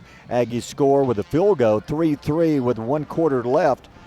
And Grissom moving the ball, but now after that good defensive stop by the Aggies, they changed the sides of the field. 48-yard line at second down and about 9, we'll call it. Grissom on our 48-yard line. They're trying to untangle the chains here. Now it's really about almost 2nd and 10, really. They picked up nothing on the last play. Carter out of the gun, one back beside him. I think they've changed running backs again. For whatever reason, Roscoe checks out. Varese is in. Kanye Varese is checked in. So they changed the running backs. Roscoe is the one that's getting it done for Grissom. Quarterback back to pass. Looks, throws it short, got his man complete. 40-yard line, down the sideline, out of bounds. Nice little pass and catch. And he'll be knocked out of bounds by Hollis, but not before he gets a Grissom first down. Yeah, and when Coach Dutton told me whenever you got to have a big play in the passing game, I'm going to look for number 11, Tristan Graham, right there, single coverage here along the near side, all-purpose player, and actually number 1, I think, in yards for Grissom. You can see why. 34-yard line. Hands off to Varese, bounces it left side, tries to get around, holding call. He's going to get back to the line of scrimmage, and then a gain of 3. But I believe Havis was held over there. There were really 2 holding calls. From what I saw, 2 different limos holding, and that's going to wipe out that 2-yard gain. And and Coach Dutton, just listening to him as he and I had our conversation last night, you could just hear the frustration in the man's voice, as you could Coach English, about this game and just the penalties that they have had as an offensive unit, wiping out good gains and things of that nature. However, on the opposite side of this, if you're Coach English and you're the defensive coordinator for Albertville, which is Coach Callahan, you got to be proud where you are right now, Barry, here in the fourth quarter. All right, they move it all the way back to the 44-yard line, so it's now first down and 20. They've got to get inside the 20 to have even a chance for a field goal with this strong breeze in their face. 11:44 to go in the game. High snap. Carter rolls right side. Looks, throws it short, dumps it off to his running back down the sideline. He'll be knocked out of bounds at the 41. A short gain. It's going to be second down and long. Bagwell, Henderson, and Revolte push him out of bounds. Big time heads up play there by Colton Bagwell. And Coach, you were down there field level. The running back had just stepped out of bounds. Colton probably could have got away with a lick, but he checks up, being the visiting team, to make sure we don't give him a free 15 yards. That's the senior leadership, a senior move right there, because a younger guy he'd have teed off on that dude. Gain of 2, so it's second down and 18 on our 42-yard line. Clock stopped, 11:35 to go in the game, and we are tied at 3. Grissom with the ball on our 42. Quarterback Carter out of the gun, one man beside him. Here comes pressure. Carter drops, throws right side, got his man complete, cuts back to the middle. Great job by Revolte. Makes a tackle. Aiden Carr helps out. It's going to be just a short gain. Now it's third down and about 11, maybe 12 for Grissom. Boy, what a play by Revolte, Barry. You said it. As soon as number 11, and number 11 is their big-time receiver, Tristan Graham, caught it, Revolte didn't go flying up there to make a tackle. And he stayed on the outside shoulder of the wide receiver, so he couldn't get down the sideline. Forced him back inside, made the tackle, knew that other white jerseys were coming to make a rally. Great job by that young man out here at the corner position. Third down 11 on their 35-yard line. Carter, nobody in the backfield, out of the gun, 4 receivers, drops back. Here comes pressure, throws it deep right side to the end zone. There's some bumping and pushing, but I think that's a great no call. Keith, right in front of you, both of the receiver and defensive back just got their feet tangled, but there's a flag back at the 40. That's going to be a holding call, but I think they're going to decline that. Keith, how about the no penalty on that play? That's a good call. Well, both guys were going after the football. The ball was overthrown, and it was surprising because it was into the wind. You could see the wheel route coming the whole way. Revolte turns and runs with it and kind of gets stepped on and tripped. Both of them just going for the ball, trying to make a play. I didn't see what happened in the backfield. We just got a personal foul called on us. Wow. Yeah, it looks like. I didn't see. Was it roughing the passer? I think it was. I think that the quarterback was able to get rid of the football. The Albertville defender had another step or two, and he laid that lick. And, guys, I think that how about this? I'm not saying home cooking, but that looks like a little home cooking right there, because it was a roughing the passer penalty. But, wow. Gosh, I think that was just to kind of keep Grissom in the ballgame, if I have to be honest. It would have been 4th and 10. Now it's 1st and 10 on our 19-yard line. First down. Quarterback hands off up the middle. He's got some room. Flags down into the end zone. Touchdown, but flag at the 20. That's got to be where you see a holding call. Could be a little makeup call here, John. It could be a makeup call, but is that not the 3rd touchdown tonight that Grissom has had taken off the board because of penalty? Yeah. Holy moly. Quick score, Arab Boaz. Arab leads 49-14. Florence over Huntsville 20-7. James Clemens over Austin 27-20. And they backed us. The third touchdown taken back off the board because of a holding call. That is huge because now on the 19 they might have a shot for a field goal. The ball is back on the 29. If the defense can just shut them down here, they're not in field goal range. Yeah, that's exactly right. I wouldn't even say it was 1st and 20.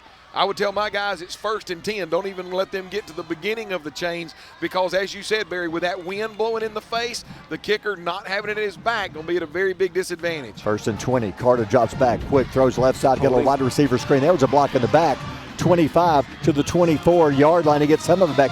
There was a block in the back on the far side they didn't call. That's a gain of about 5 yards, so now it's 2nd and 15. Yeah, quarterback just trying to get some of that penalty yardage back, snaps it in his hands. As soon as he gets it, throws it out here to number 6 along the far boundary, Tariq Thaxton. He's a senior wide receiver, been in this game for a while, able to get north and south and get about 5 yards on that play. 23-yard line, 2nd and 14 we'll call it. Carter out of the gun, hands off, a little delay up the middle, bounces right side, gets away from one man, not the next. The middle of the Aggie defense, Julius Staten is there, first Aggie on the tackle. He gets some good yardage, but it's going to be short of the first. They're going to spot it around the, 16, 17-yard line. He's got to go to the 9, so now you're looking at 3rd down and 8. I don't think he's going to get credit for it, guys, but number 92, Colton Bagwell, the defensive end here along the near side, I thought for a moment that Roscoe was going to be able to bounce it out the outside. Colton Bagwell slams the door, makes him go back inside. Aggie's able to rally for the tackle. 3rd down and 8 on our 17-yard line. Carter drops back, looks left side, throws, got his man complete.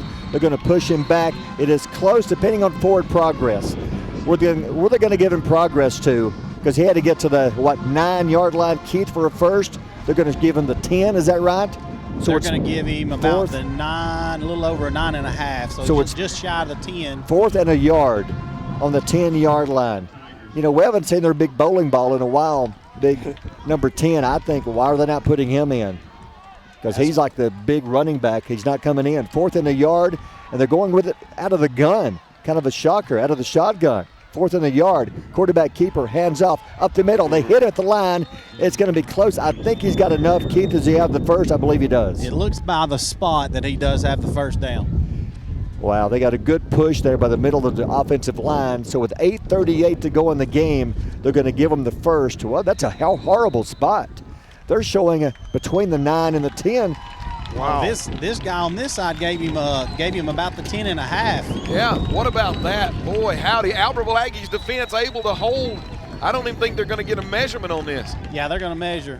That is a horrible spot because he fell at about the 9. They're showing it's at the 9.5-yard line. He had to get to, where's the chain? Did it have to get to the 9 exactly, Keith? Can you tell?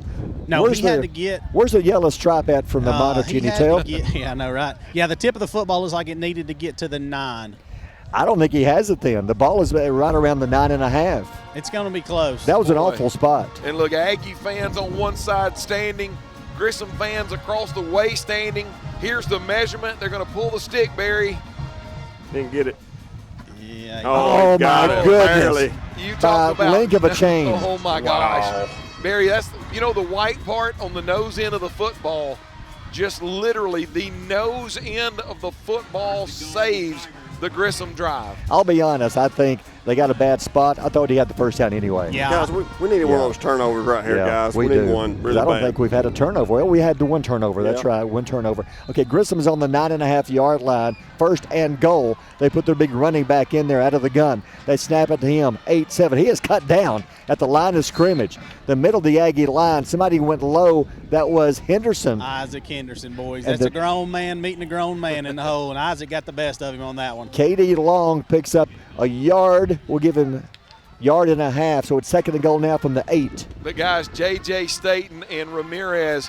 Coach, I know Isaac Henderson ain't making the tackle, but those two big boys are eating up blocks there in the middle that allow those linebackers to rally and make those tackles. 2nd and goal from the 8. We're tied at 3. 8 minutes to go in the game. Grissom driving on the Aggie 8-yard line. K.D. Long, the big 5'10", 235-pound fullback playing quarterback, the Wildcat. He'll pitch it right side, stops, cuts to the 8, to the 7, breaks a tackle to the goal line, touchdown. Broke a tackle at the 7-yard line, touchdown. Oh my gosh. Albertville did a great job. Bagwell here along the near side once again does another great job of sealing the edge. And it was Roscoe that was able to get upfield, run through an arm tackle. I don't know who missed the arm tackle, Barry at the 4, and then Coach able to come right at you at the pylon and get into the end zone for a huge Grissom touchdown. Xavier Havis played it absolutely beautifully. He got it turned back in, not sure where the inside linebackers were on the play. Now the big extra point snap. It's up in the air. It looks good. Let's see, did he get it in? Yes. We'll take a timeout, 7:43 to go, and Grissom scores. It's 10-3. You're listening to Aggie Football on Power 107.5. With your Citizens Bank & Trust digital wallet, your busy life just got a lot less complicated. The Citizens Bank & Trust digital wallet is compatible with Apple, Google, and Samsung Pay, and it's available right now on your mobile device. Citizens Bank & Trust. Small bank, big difference. Since 1943, the Municipal Utilities Board has been meeting utility needs of the citizens of Albertville and surrounding areas. From keeping your home comfortable to providing necessary expansions and supporting industrial and commercial growth, MUB provides the utilities you rely on in your everyday life. Electricity, water, wastewater, all at a reasonable cost. MUB is committed to providing reliable service today and resources tomorrow. MUB is proud to be a supporter of this community channel broadcast. If you need reliable family transportation, you need to see us. Every vehicle is warranted for the life of your contract and comes with a free Carfax. It's why we say, The driving factor, beyond your normal buy here, pay here. At Piggly Wiggly, we work hard to deliver the very best to you and your family. We offer only the top quality Black Canyon Angus beef, Swift natural fresh pork, grade A Kegel fresh chicken, smoked, processed, and frozen meat items. One of the most popular promotions at Piggly Wiggly is our Pick 5 meat program. Purchase a single pack of meat and pay our everyday low price, or purchase 5 packages marked with the bright red Pick 5 label for just $19.99. You get the best of both worlds, great quality meats and a super low price. You'll always find low prices throughout Piggly Wiggly. Back, impressive drive by Grissom to take the lead again. Here's your Gilbert and Ball Ford scoring summary. Yeah, and I do stand corrected. Xavier Havis, Coach, you're right, turned that play inside. The rest of his buddies just couldn't rally, and because they couldn't rally, Grissom able to go 13 plays, 62 yards. Roscoe, the running back, from 8 yards out, extra point up and good. There was 7:43 left to go in the ball game. Grissom able to get ahead, 10-7. Gilbert and Ball Ford in Albertville. Go see the difference where Fords really do cost less. Here's the problem now for the Aggies. Grissom's had time during that drive to make adjustments on the sideline for what they know the Aggies will come out running again, running the Wildcat with Isaac Henderson. So now we'll see what kind of adjustments they made and will they work or not. Grissom to kick off. The wind is at the Aggies' back now, but last time we didn't throw the ball, didn't have to. So that's not a big a factor right now unless we get maybe a third and long. Grissom's kick. What's a go out of bounds. There wow? we go. That's a wobbly kick, and they went. I'm not sure that one went 10 yards. Yeah, the flags are down because the ball went out of bounds. The ball went out of bounds around the 46-yard line. See, it went 10 yards, but let's see, the flags are down because it went out of bounds. So the Aggies will get good field position with the wind at her back. 7:43. There's plenty of time left. 3 timeouts left.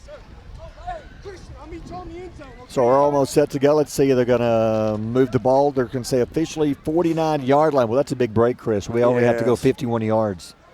Got to have a touchdown to tie this thing up, 10-3. Last time they chose to go with Henderson after the first 2 plays. They run the Wildcat. This could not get in the end zone. Looks like the same personnel coming out. They got Bagwell, Ramirez blocking on the right-hand side. Henderson and Gant beside him. Henderson straight up the middle, 50, 49, gain of only 3. They're now really stacking the line of scrimmage now with about 9 men at the line. It's going to be tough to run the ball right now. Boy, if Isaac Henderson's able to look back this way, there was an opening, and if he gets that opening, Coach, there is nobody between him and the end zone. The big advantage, Barry, that the defense has when they bring as many people, they're going to have a really big chance. It's kind of big risk, big reward. Yeah, if you're able to get it, if you're not able to get it, they're going to pop out the back end and could be gone. I talked to Coach Pounds about that a second ago during a timeout. Number 2, their inside linebacker is playing way, way, way over on that side where Isaac's going. Counter play or a pass is coming in just a second, guys. Second down and 8 from the 49-yard line. Henderson again, a little shove. 49, nowhere, going backwards. The ball is Wait a loose. He was There's- down. Why was there not a no. whistle? They're going to give Grissom the football. And I think Coach English has got a legitimate gripe because Henderson was literally on his booty, and they're going to get a 15-yard penalty on Albertville after the fact. Undoubtedly, one of the linemen or one of the players for Albertville walking past the referee said something. And the referee here along the near boundary drops his flag. But, Isaac Henderson was down before that ball ever came out. But I never heard the whistle, though. I think that's the problem. He was down, but I never heard the whistle. Exactly. The ball did come loose. I think Isaac pretty much just laid it down because he thought the play was over. There was a loss of 2 on the play, so it's going to be 3rd and 10. But they're saying Grissom recovered the ball, that he fumbled the ball. I don't think did one official blow the whistle? No, here's the thing. It was not a fumble at all. It wasn't even close to being a fumble. His rear end was sitting on the ground when he laid the ball down. But the personal foul was actually number 3 for them, I do believe. Trash talking Isaac in his face with the official standing right there beside him. Guys, come on, that wasn't a fumble. I mean, it wasn't even close. We got instant replay up here just because by virtue of being kind of beside the film guy. And when you're looking at his iPad, guys, he's down. He is down on the ground, and the ball pops loose. Now, granted, I know they got to go 15, but that should be Albertville ball. Yeah, the penalties against Grissom back to the 36-yard line. They take over on downs, 1st down and 10. Carter out of the shotgun.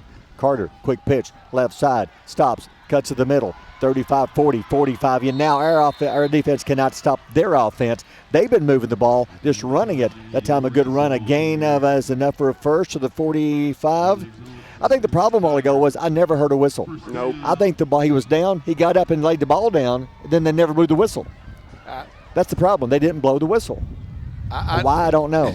Well, and I guess the part that I'm looking right at it where the ball popped loose, and the referee was standing right there when the ball came loose. You had to know that Isaac was down. Yeah. Jeez. Anyway, it's Grissom ball, 1st down on the 45-yard line, 6:42 to go in the game. Grissom up 10-3 after the Aggie fumble. They take over, and now their offense beginning to move the ball. It's mainly due to the fact of Roscoe, the running back. They usually just pitching it to him, and he's getting most of the yards on his own. We're having a tough time stopping him when he tries to cut around the corner. I'm not sure what the delay is now.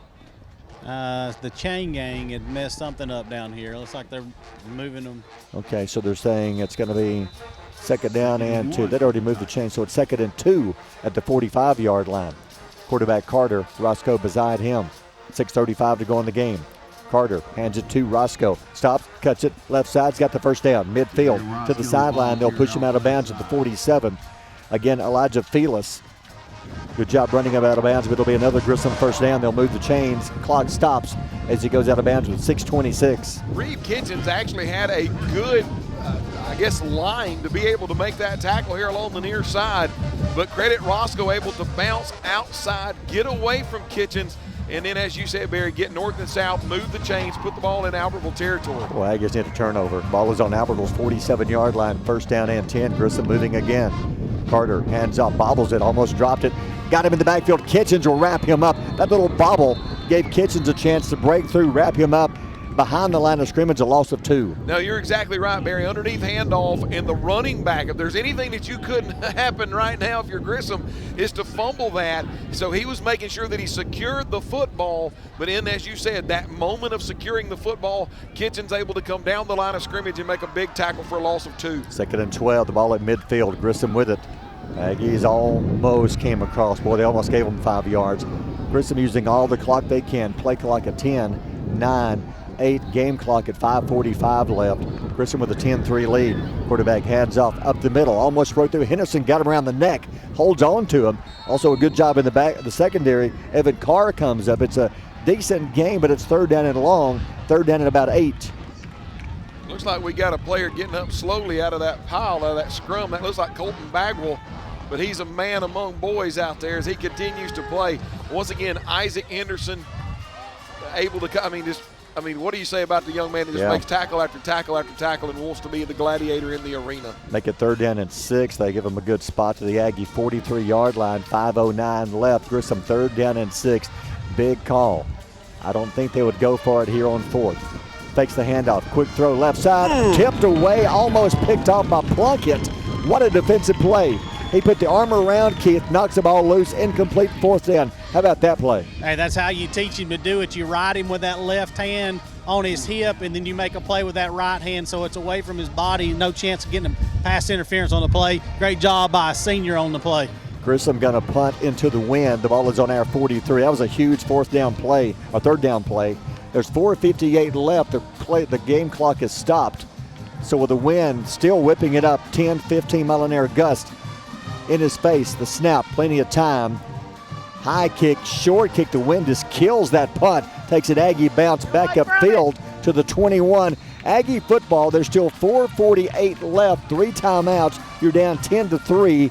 Now you've got to have the drive of the game to tie this game up. Keith, Aggie's 22-yard line. Grissom's defense made an adjustment last possession, and they were shutting down a running game. What do you do now? Well, like John said, if we come out in the Wildcat with Isaac again, watch the interior, watch their inside linebackers. Their inside linebackers are way overplaying to that right side where we've been running the ball. If we can run counter out of it, put us foot in the ground, maybe pull a guard back the other way, there'll be a hole open up a freight train could drive through. Either that or a pass is going to come out of that in just a second, too. Isaac can throw the football. All right, Henderson will be lining up in the Wildcat again. Gant beside him. You've got Bagwell, Ramirez in there blocking. 1st and 10 on the Aggie 21-yard line. Now they shift everybody to the left. Henderson tries the left side. No, they stand him up in the backfield. They're going to drive him backwards. So it's going to be a loss on the play. They tried to change sides that time, and Grissom was waiting on it, Keith. Yeah, they shifted pretty good on the play, so that one's not going to work. So what I would do, those inside linebackers are overplaying everything that to the side where they think it's going. Just put a foot in the ground and come back the other way instead of trying to shift and do that. Big boy Ramirez back in there, John. You think they're going to follow his block this time? I think they will. I think that's the reason why they put him in there. But, guys, that on that last play, left side of the Albertville Aggie offensive line just absolutely got annihilated. But credit Grissom, right before the snap of the football, there was a shift on the play. And Barry, Albertville going to have to use it. Look, timeouts are precious, and Albertville has to use one here. I think they're going to throw some kind of some unusual play here, Chris, and it took too long how to burn a timeout. Yeah. Let's take a timeout. 4:01 to go in the game. Aggie's down by 7. You're listening to Aggie Football on Power 107.5. Hey folks, Tim Witt at Sand Mountain Toyota. Our goal is to be Sand Mountain's pre-owned vehicle destination. We strive to keep vehicles for every budget, and all of our vehicles go through a strict multi-point inspection by our award-winning service department. And don't forget, we're paying top dollar for your vehicle. We want to buy your vehicle. Sand Mountain Toyota, Highway 431 Albertville, or sandmountaintoyota.com. Your local Foodland Market. Your store for everyday low prices and weekly specials with savings on every aisle and friendly customer service throughout the store. We sell only the best USDA inspected meats. Our trained meat cutters offer fresh cut meats to your specification. Our fruits and vegetables are always fresh. Quality and variety you deserve every day. Your local Foodland Market, where savings plus service plus selection equals satisfaction. Foodland, your football tailgating headquarters.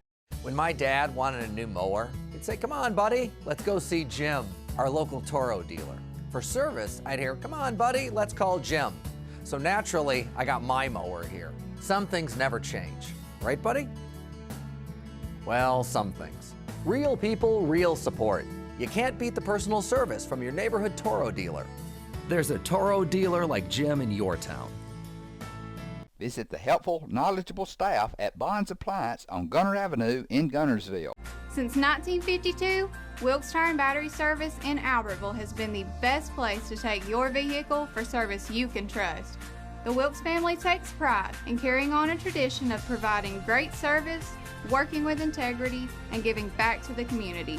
For tires, batteries, auto services, and more, choose people you can trust. At Wilkes Tire and Battery Service, we get you started and keep you going. Second down 11, 4:01 to go in the game. Aggies going to try something different on that play. It's obvious because they couldn't get the play in time, but they had to burn a timeout. Yeah. Man, we needed all 3 timeouts because this could be the last drive of the game, possibly. Second down and 12, back on our 19. Got to go 81 yards and to tie this game up. Yeah, and the Aggies down 10-3, Barry, with 4:01 left to go in the ball game. It's like you said, do or die time to play football. All right, Henderson, they're putting about 7 men at the line. Henderson, they drop the ball. Henderson falls on the ball back at the 13. He and Gant bump together. And Coach, was Henderson, because they're keying on Isaac Henderson, was that supposed to be a handoff to Gant on a counter coming back this way? Either that or they were both going to put their foot in the ground and come back this way. Gant looked a little confused when he ran out there for the play. He kind of stopped and talked to Coach for a second, but it just kind of looked like they came together and the ball hit Gant on the hip. Or they go back to Reese Knight checks in. So they put the 3 receivers right side. Grissom kind of confused. Reese drops back, pressure's coming, throws it, got his man complete, 25, the ball is loose. Well, Cooper Colvin was destroyed at the 25-yard line. He's slow getting up. Had he made the catch, it was still going to be 4th and about 6. Great pass by Reese, but it was knocked loose, incomplete. Yeah, Cooper Colvin, outside wide receiver, just kind of running a post route. It got into kind of a dead zone area, and Reese throwing the ball there. He knew he was going to have to fit it into a tight window, and as soon as Cooper Colvin caught it, free safety who saw him coming in there, Cooper knew he was going to get popped. As soon as he caught it, he kind of defended himself, but that was a jarring shot, and that ball comes loose at about the 25, 6-yard line. Aggies got a punt. Mateo almost over his head, pulls it down. What a job of Mateo. Why is there no flag down? He was knocked to the turf. Here's a return, 43-yard line. I thought Mateo was run into. Are they saying that he maybe got a hand on the ball first before he hit Mateo? Because he knocked Mateo to the turf. Guys, I'm going to tell you something. I don't know how tall Mateo is, but Mateo, I think he jumped about 8 feet in the air and looked like a shortstop on that play. Barry just one-handed it down with pressure coming right down the gun at him, able to get that ball out of there. And I know that Grissom was able to return it back to the Aggie 41-yard line, but Mateo saves 2 points right there, Barry. Aggies cannot give up a first down. Grissom has the ball on our 41-yard line, 3:08 left with a 7-point lead. First down and 10, Grissom. Carter out of the gun. Carter hands off. He'll bounce it left side. Cuts back, 40, 36, Ramirez. Ball is loose. Aggies have got it. We got it. Ramirez strips the ball loose. 34-yard line. Aggies recover. Ramirez had him. The ball popped loose. 34-yard line. Aggies have a new life. Wow, talk about an absolute new life. Grissom already on Aggie side of the field. Roscoe trying to get north and south. Ramirez, we've called his name both on the defensive front and the offensive front, gets that big paw on the football, rips it loose, and Albertville able to recover at their own 34-yard line. Barry, a little bit of breath back in the life of the offense. Aggies going back to the regular offense. Reese Knight and Gant beside him, 3 men wide left. 3 minutes to go in the game. Aggies with the ball, 34-yard line. Reese hands off to Gant up the middle. Nowhere. 35-yard line, 36, a gain of 2. Second and 8. You got to hurry. You can't use all the clock like you did in the first half. You got to go. 2:47, 2:46. Hurry up offense. 2 men wide left side, 2 to the right. Second down and 8 for the Aggies on the 36-yard line. Knight out of the gun, drops back, pressure coming. Has time, throws it to the middle, off the hands of Hunter Smith at the 48-yard line. Now, to Hunter's credit here, the defensive back cut in front of him when the ball hit his hands. I think it may have caused Hunter to lose sight of the ball. Keith, what do you think? Yeah, and I actually think that defensive back number 3, the guy that's 6'4", I think he actually may have got a fingertip on it and knocked it off its path. But I tell you, that would have been a touchdown, or Lowry was open on a corner route, would have been open on the play also. All right, third down and 9. Knight out of the gun. Reese back to pass. Pressure, and they got him. Ball's out. Ball is loose. 27-28. They pick it up. Trying to run with the ball. They will. 34-yard line into the 31. I didn't see what happened. Was the ball stripped? I didn't see what happened. Backside defensive end able to beat his blocker. And I think as Reese was doing his pump fake, Coach, and he was pumping so that he could get that wide receiver to go long, the defensive end just able to come in there and hack at the ball and knock the ball away during the middle of that sack. Yeah, you're 100% right, John. He came off the edge. Reese is, it's not his blind side, but he's looking downfield, looking to the left side of downfield. Guy able to come up and put a lick on Reese, and he's got the ball back ready to throw. It's one of those almost a Statue of Liberty play, but he was able to knock the ball loose. So Grissom takes over 31-yard line, only 2:15 left. Aggies 2 timeouts remaining. Grissom a 10-3 lead, first down and 10. Hands off up the middle, 27-yard line, 26. That's Varese, the running back. I think the Aggies may use a timeout. Staten slow getting up. Aggies will call a timeout with 2:08 left. It'll be second down. They're going to give them a gain of 4, second and 6. Yeah, I think if you're Coach English, you've got to use these 2 timeouts wisely here. If you're able to get a big stop and get no yards gained on second down, I think you let that clock roll, Barry, and then you utilize it on third down to get the ball back. On the opposite sideline, Coach Dutton in that offensive huddle is saying, guys, if we can get 7 more yards and we can get a first down, this game's over. It is. So literally when you look at the Albertville Aggie defense, they have got to get a stop. They cannot give up even one single first down. So the pressure solely on the defensive coordinator and the defensive coaches and the defensive unit in what has been a whale of a football game. You got 2 teams wanting to win this one, and now it's going to come down. Now, the great thing about this, Barry, is to me the strength of the Albertville Aggie football team is the defense. So if there's a team, if there's a component of our team that I want out there right now, it is the defensive unit. Second down and 6. The ball is on the Aggie 27-yard line, 2:08 to go in the game. Grissom, second and 6. Quarterback Carter, Varese beside him. Hands off to Varese, bounces left side, gets away from the first man to the 20, knocked out of bounds, but I believe he has enough for the first. Let's see where he stepped out.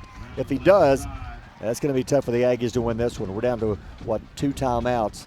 At least the out-of-bounds play stopped the clock, but it is enough for a Grissom first down. Yep, Grissom able to get the first down underneath handoff. Aggies actually played that perfectly along the line of scrimmage. Varese able to bounce to the outside. I think it was Tillman Plunkett that couldn't get over there quick, but at least credit Tillman Plunkett with being able to push Varese out of bounds that stops the clock.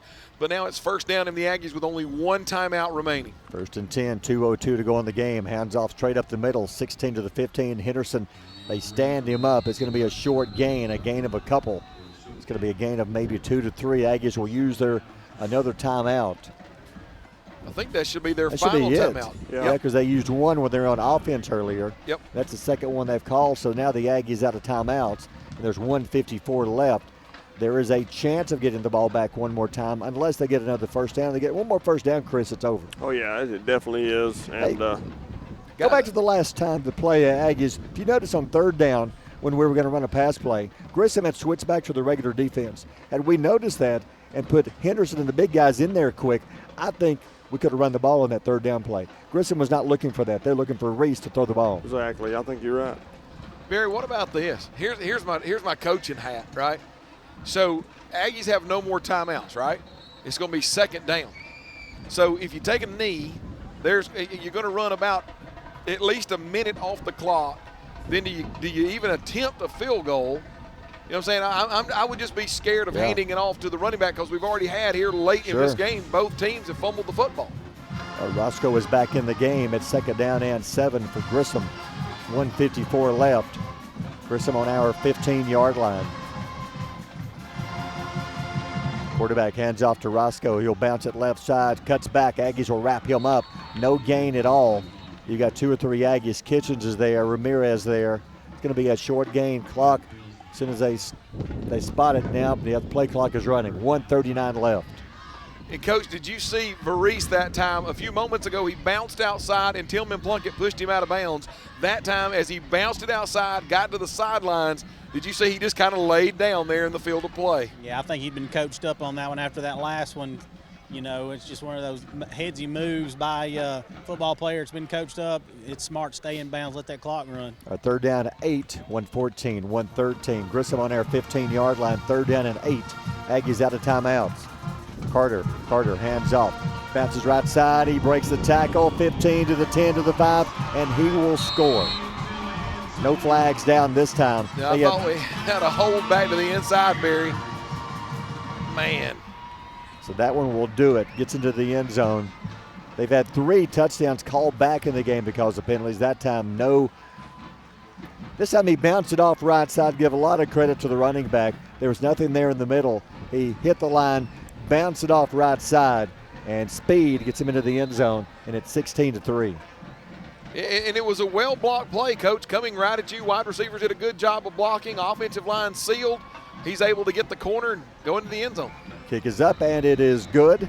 We'll take a timeout. 1 minute left. Grissom now leads 17-3. You're listening to Aggie Football on Power 107.5.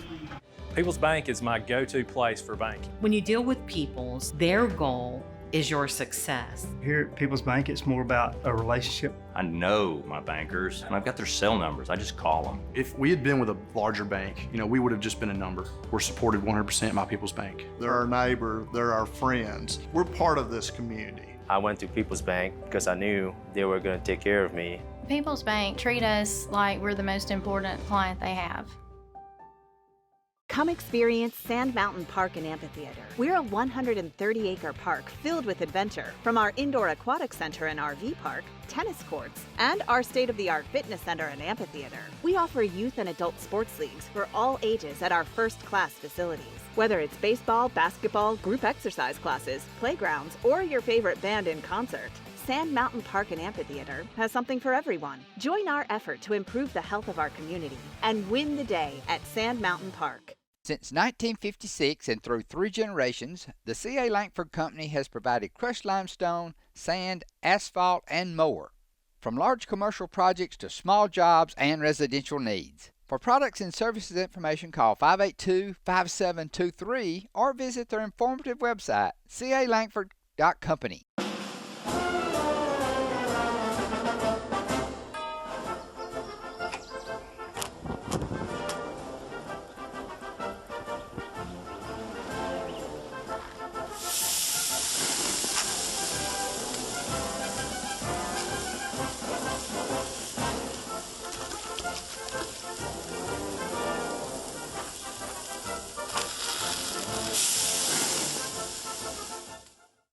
Marshall County Gas is a proud supporter of this community channel broadcast. Remember, gas does it better naturally. Well, that one just about does it. Grissom goes into the end zone, 17-3. Here's your Gilbert and Ball Ford scoring summary. Yeah, Grissom does what all good teams do when you want to finish out and close out a game. Able to take a turnover and go 5 plays, 31 yards with Reese from 22 yards out. Extra point up and good. And with exactly 1 minute left to go in the ball game, yeah, Barry, I think it's an insurmountable 17-3 lead for the Grissom Tigers. Yep, we talked about it in the pregame about the offensive line. You got a new challenge tonight protecting Reese Knight. I think when it come down to a clutch play, unable to do so, Grissom came through, took the ball away from Reese there on that last drive, and that killed her drive. Yeah, Barry, don't you think when both coaches said it's the team that controls in terms of the offense, or excuse me, the line of scrimmage, it's going to be the team that's able to control it for most of the game. And I think Grissom has been able to do that here, especially in the fourth quarter. I agree. Hey, don't forget, coming up immediately following our game, the high school football scoreboard and the naming of the team of the week. So Grissom's going to pick up their second win of the year. Aggies will fall to 1-6. Grissom to kick off again with a minute left. Aggies no timeouts. Going to bounce one down the middle. Connor Lowry picks it up, 15-yard line, 20. He'll try the right side. He will step out of bounds around the 27. Give a lot of credit to the Aggie team, coaching staff. They came out of the locker room third quarter and decided we're going to go to the Wildcat. They tried Connor Lowry a couple of plays. Then they put Henderson back there. Now, yardage-wise, Chris, how many yards for Isaac on just running for the Wildcat? Isaac Henderson, 15 carries, 63 yards. But then you give credit to Grissom. After that first touchdown, the first field goal drive, Grissom changed the defense and began shutting us down on that Wildcat. And I think they found out where we were having an advantage with the Wildcat. They began to have advantage with the snap and the underneath handoff to Varese and to Roscoe, and they just kept those two running backs getting in there. And eventually, I guess you could say, Barry, that their offensive line won in the fourth quarter, actually won the line of scrimmage. When they had to have a couple of key drives, they put together 2 good drives and forced a key fumble by the Aggies. Reese Knight back to pass, throws it, knocked down Connor Lowry. He threw that one into traffic. I think one of the was a linebacker, dropped back and knocked the ball loose, incomplete. Yeah, I think that linebacker coach was draped all over Connor Lowry's back actually before the ball got there. Yeah, the back guy didn't call it, and the guy playing in the middle there, calling it in the middle, he had to duck and get on one knee to keep from eating a football, so he couldn't make that call. 2nd and 10, 51 seconds left. Reese out of the gun. Reese drops back. Pressure's coming. Rolls the left side. Rolls. That may be grounding. He just kind of threw it to the turf. Connor Lowry's barely in the zip code. Oh. Yeah. 16. Yeah, I think that's – Connor was within him. Well, he was pretty far downfield. I'm not sure how close. Yeah, they're going to say 17-3 lead, Barry. If you're in the zip code, I'm letting that one go. That's not a grounding call. Yeah. This guy on this side didn't throw the flag, and he's right at it. The noise you're hearing, boy, it's been the wind picked up after around the first quarter, and the wind has been gusting. And if Keith was a long-haired boy, he'd have his hair going everywhere right now. I'd have a flow going down here. You The would, beard you is would. actually getting blown around a little bit. Next week back home, Aggies will be at home against James Clemens. Grissom travels to Florence. Wow. Arab over Boaz 56-14. That's going to be a big region win for Arab.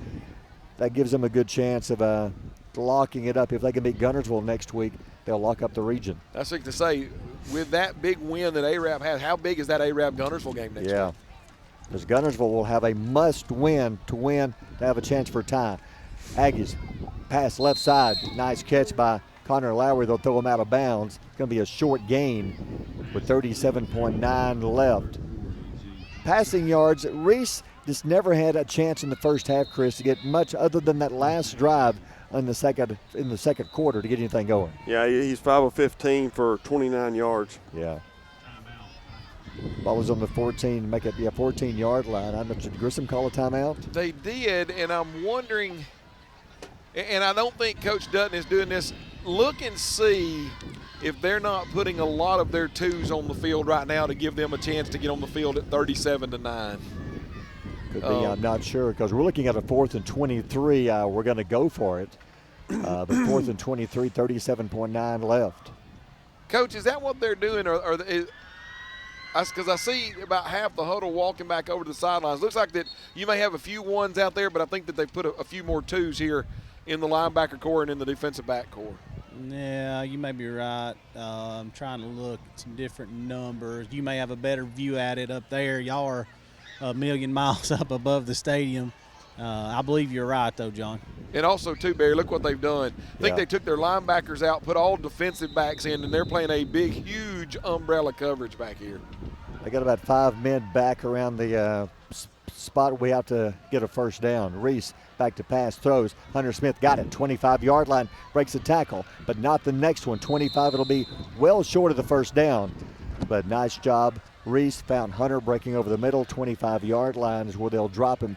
27 seconds left. Aggies will turn it over on downs, and Grissom going to pick up a win, 17-3. I think Grissom just called another timeout to get a few more younger kids in the game.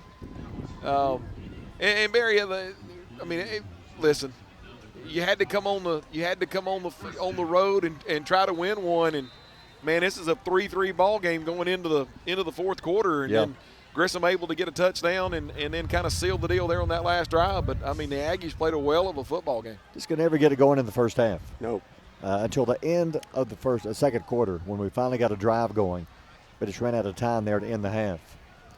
By the way, I think we got 2 votes here for Christian Ramirez for player of the game. What about you, Chris? What do you think? I'm in for that. Keith, what about you?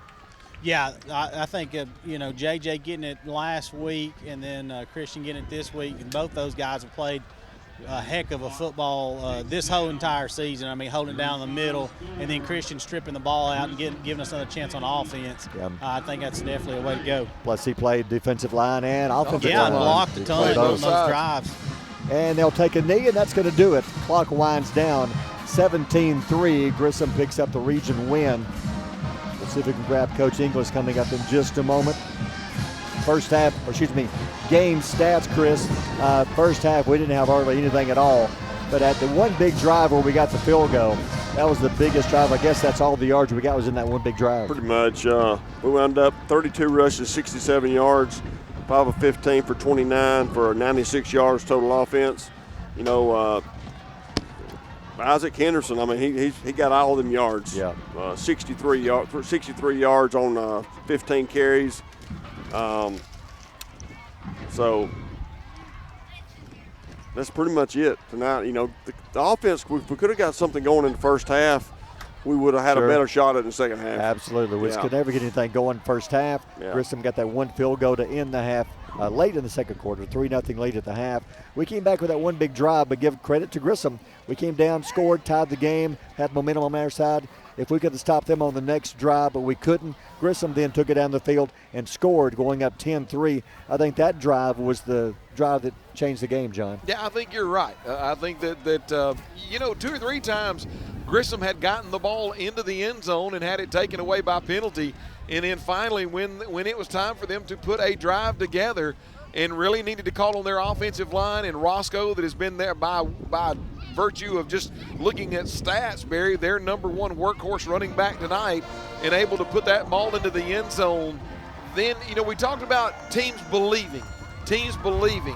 And I think both teams were really believing that they could win this football game. Yeah. And then when Grissom was able to put the ball into the end zone and get that 7-point lead and get a little bit of a cushion, then I think that, to be honest with you, it looked as if Grissom was playing with a lot less pressure on their shoulders, and because they were able to play looser, they were able to get that turnover and then turn that turnover into points that really sealed the deal. I think the back half of the fourth quarter is what Coach Dutton said, is that, you know, we need to own the offensive line, we needed some breaks to come our way, we need to play hard, and we need to finish. And I think Grissom was of the 2 teams tonight, they finished the game as strong as they needed to, getting 2 touchdowns, one of them off of a turnover to really kind of seal the deal. You know, Grissom gave us their chances. You know, they had penalties that killed them. They had 3 touchdowns called back with penalties.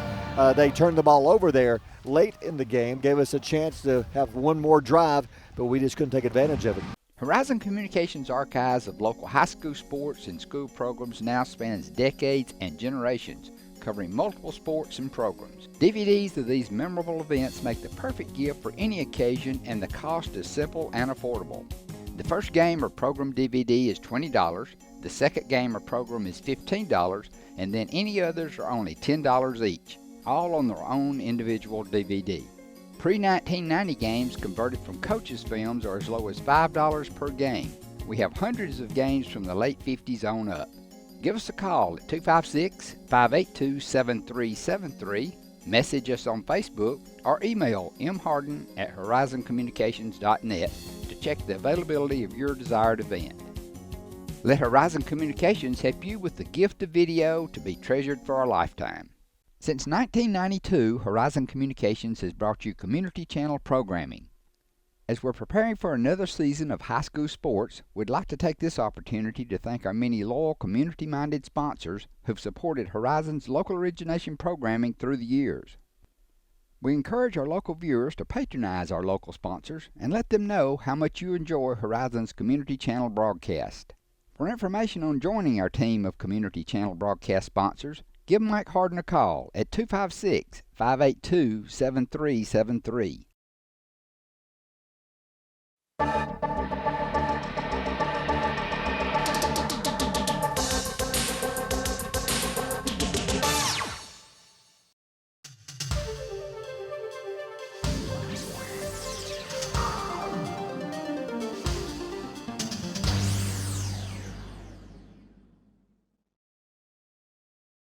Hello, I'm Leslie Wright, and I'd like to welcome you to altrav.net, the online home of Horizon's Alabama Traveler, where we offer discounted certificates to the area's best restaurants, attractions, and more.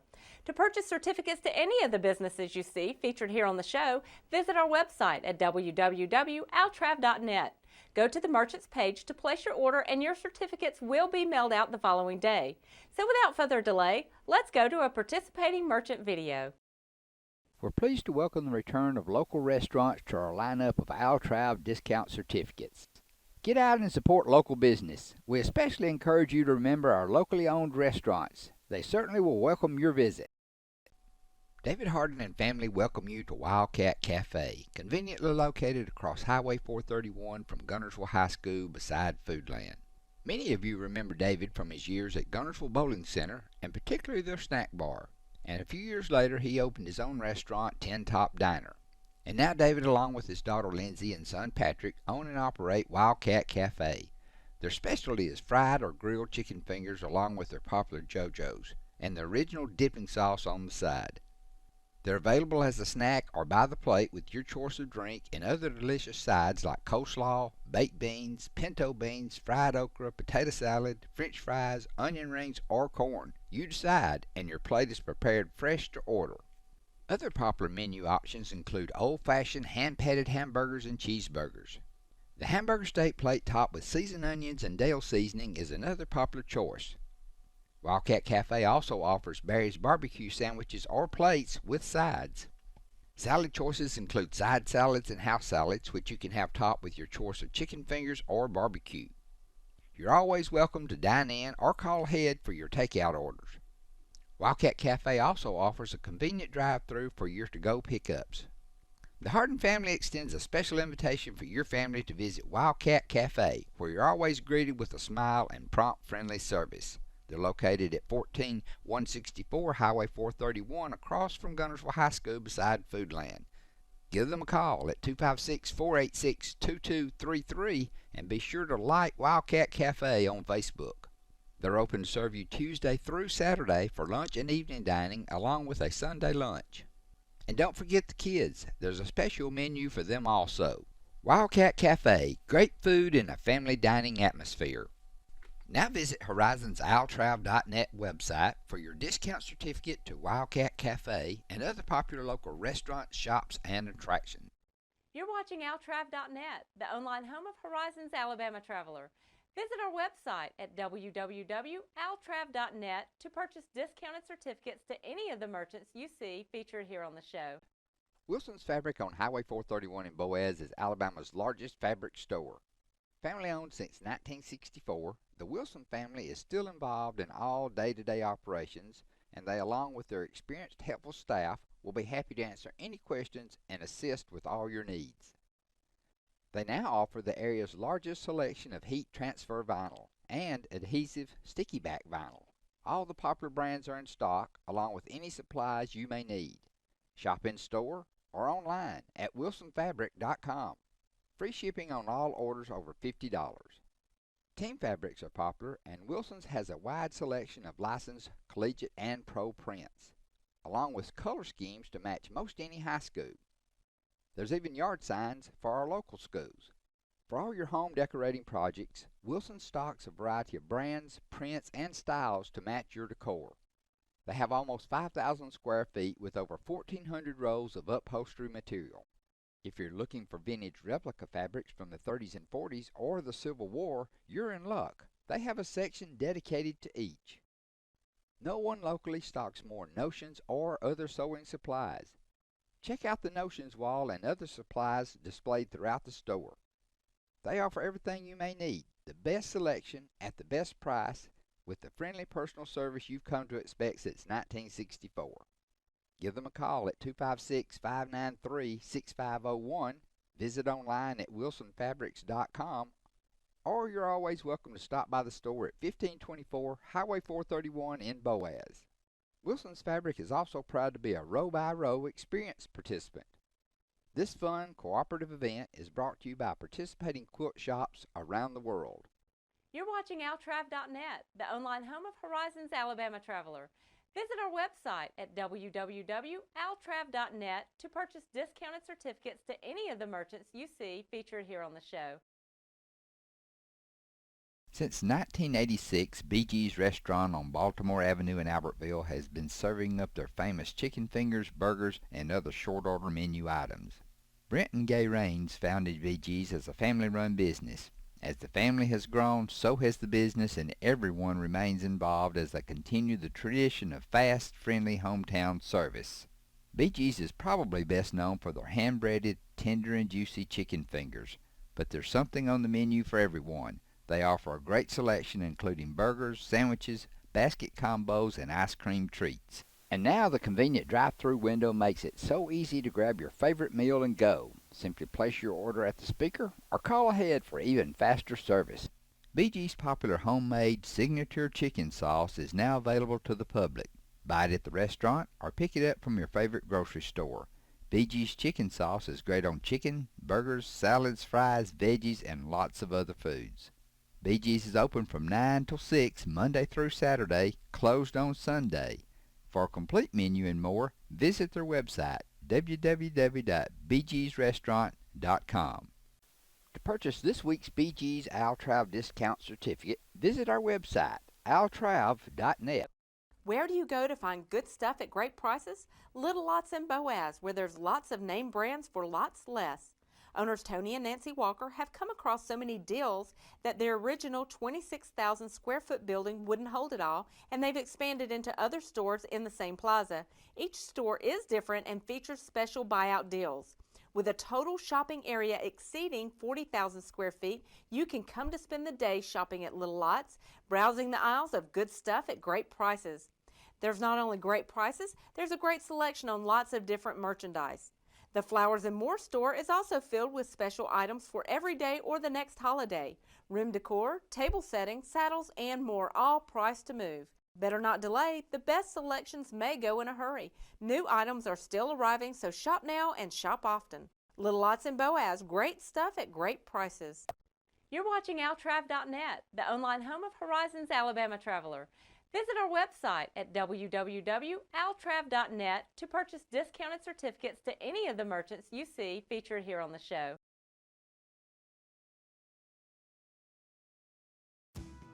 With gas prices and inflation at an all-time high, Alexander Ford understands it's tough out there. We do not want to be just some dealership, we want to be your dealership. For all your sales, parts, and service needs, we believe we can save you money.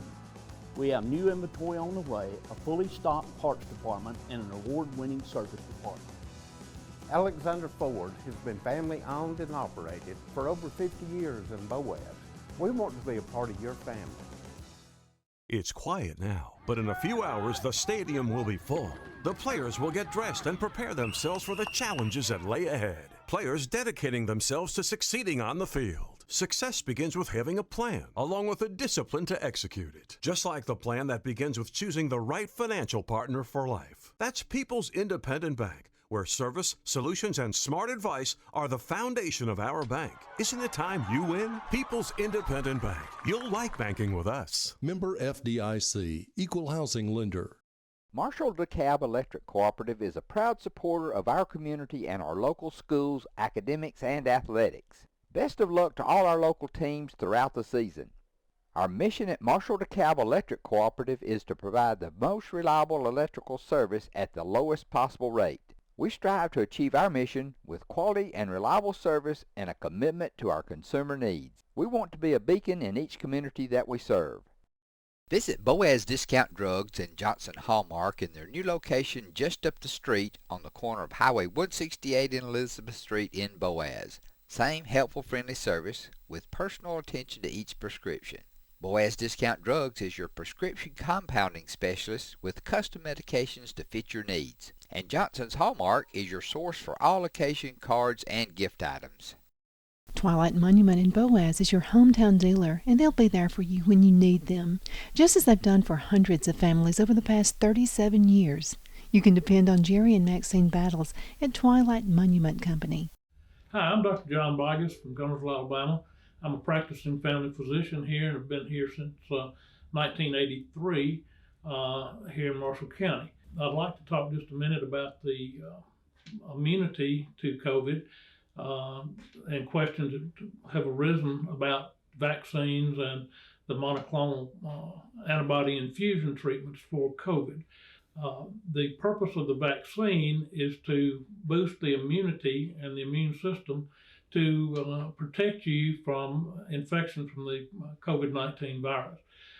The vaccine has been out since December of last year and is widely distributed throughout the community, so there should be no problem if you desire getting the vaccine for you to find that.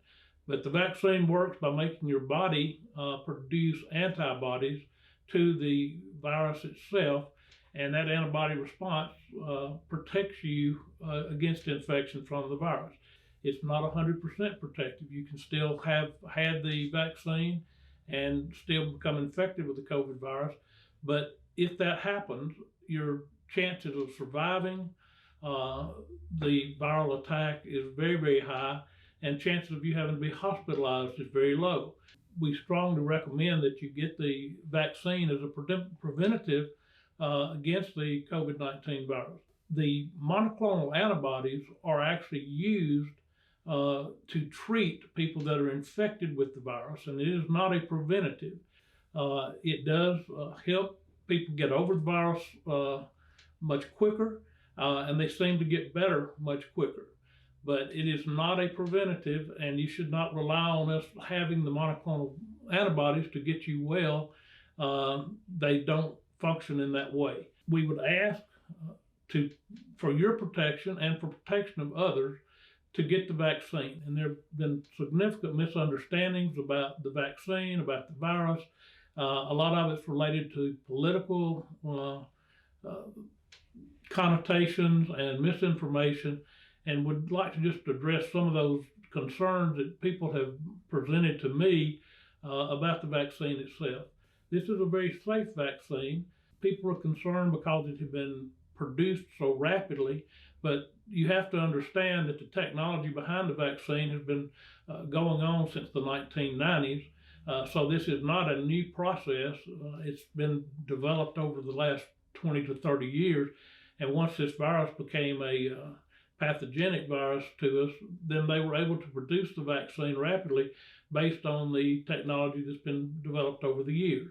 So just because it came to the market relatively quickly, there's a lot of background experience in the development of this vaccine.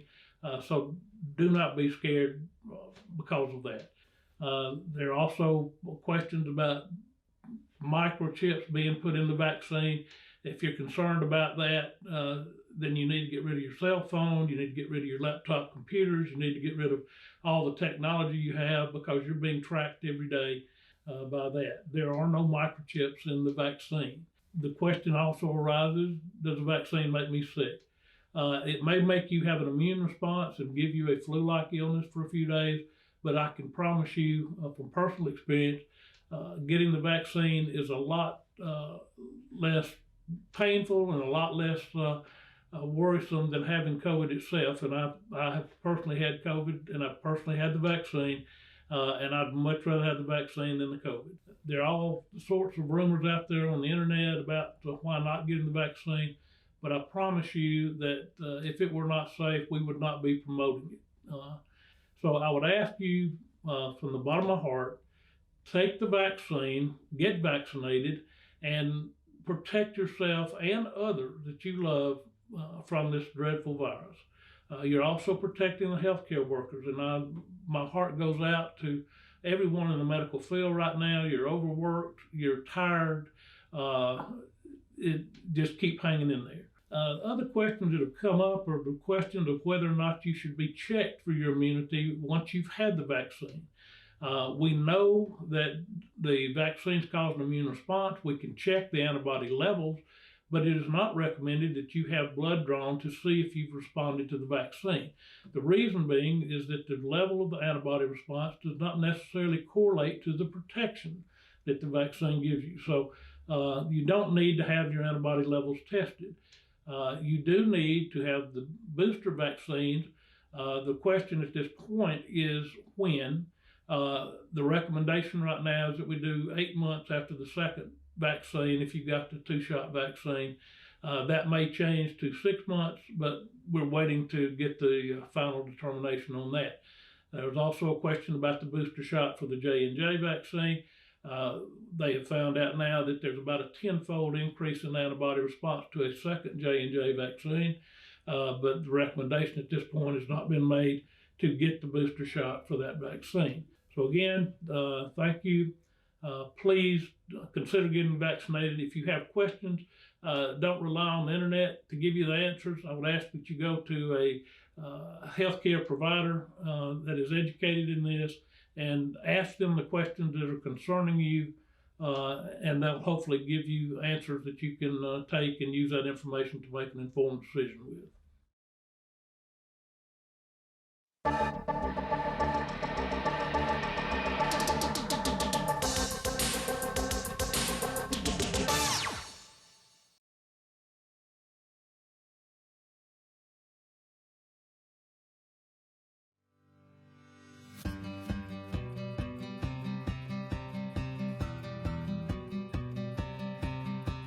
I knew at a very early age I wanted to be a pharmacist. I started working in a drugstore dipping ice cream at 15 years old. Buddy is not only my mentor and my boss, he's also my uncle. It's a small town and we live in a great community. They're not only patients to us, they're friends. He and his staff go above and beyond in treating you as a person, not as a prescription number. Everyone loves Buddy Bunch. Everyone in this community loves and appreciates it. Buddy's in Montgomery when we're having our legislative session days, when we have committee meetings. He's always there. He's educating us on what it truly means to the independent pharmacist. Health Mart's been a part of my business about as long as Health Mart has existed, and it feels like you have someone to kind of lean on, almost like you have a home office you can call if you have a problem. The big guys, your son or your daughter wake up sick in the middle of the night, they're not going to come and open their doors. Buddy Bunch does that for people. He does that. You wake up in the morning and you know you're going to the pharmacy and you know you're going to be there about 10 hours. You better like it, and I really do. I wouldn't do anything else.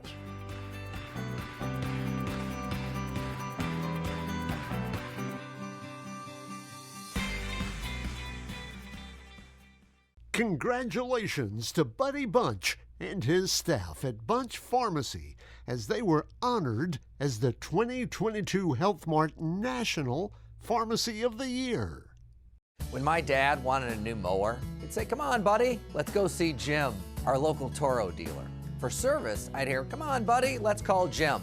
So naturally, I got my mower here. Some things never change. Right, buddy? Well, some things. Real people, real support.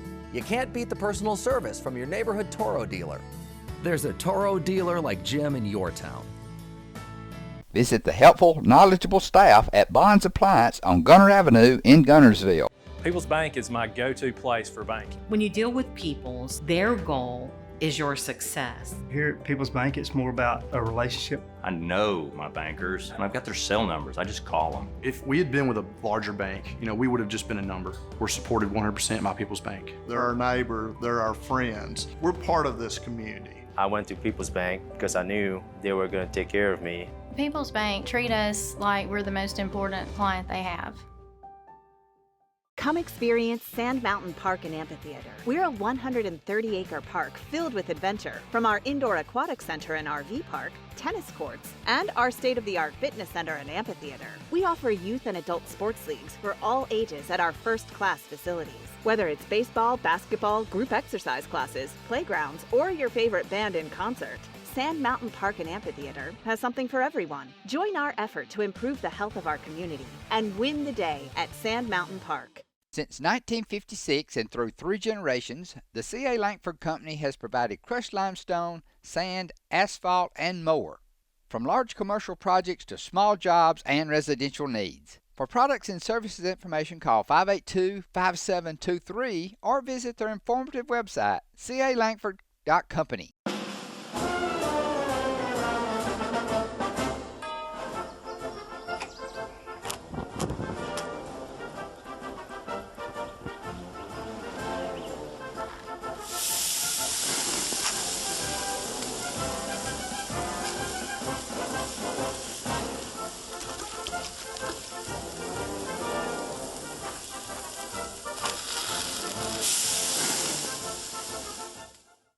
Marshall County Gas is a proud supporter of this community channel broadcast. Remember, gas does it better naturally.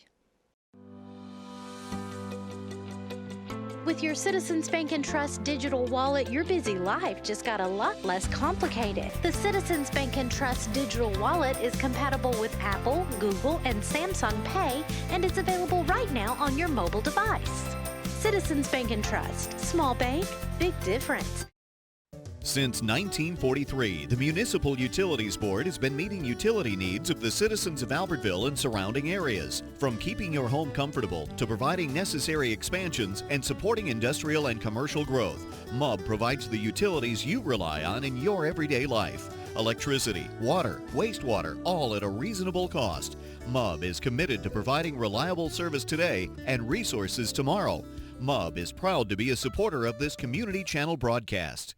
Established in 1946, Kirkpatrick Concrete has a tradition of top quality products and service. They now have 11 North Alabama locations to meet this area's demand for quality ready-mix concrete. For your next project, your friends at Kirkpatrick Concrete are just down the road. With your Citizens Bank and Trust digital wallet, your busy life just got a lot less complicated. The Citizens Bank and Trust digital wallet is compatible with Apple, Google, and Samsung Pay, and it's available right now on your mobile device. Citizens Bank and Trust. Small bank, big difference. Since 1943, the Municipal Utilities Board has been meeting utility needs of the citizens of Albertville and surrounding areas. From keeping your home comfortable to providing necessary expansions and supporting industrial and commercial growth, MUB provides the utilities you rely on in your everyday life. Electricity, water, wastewater, all at a reasonable cost. MUB is committed to providing reliable service today and resources tomorrow.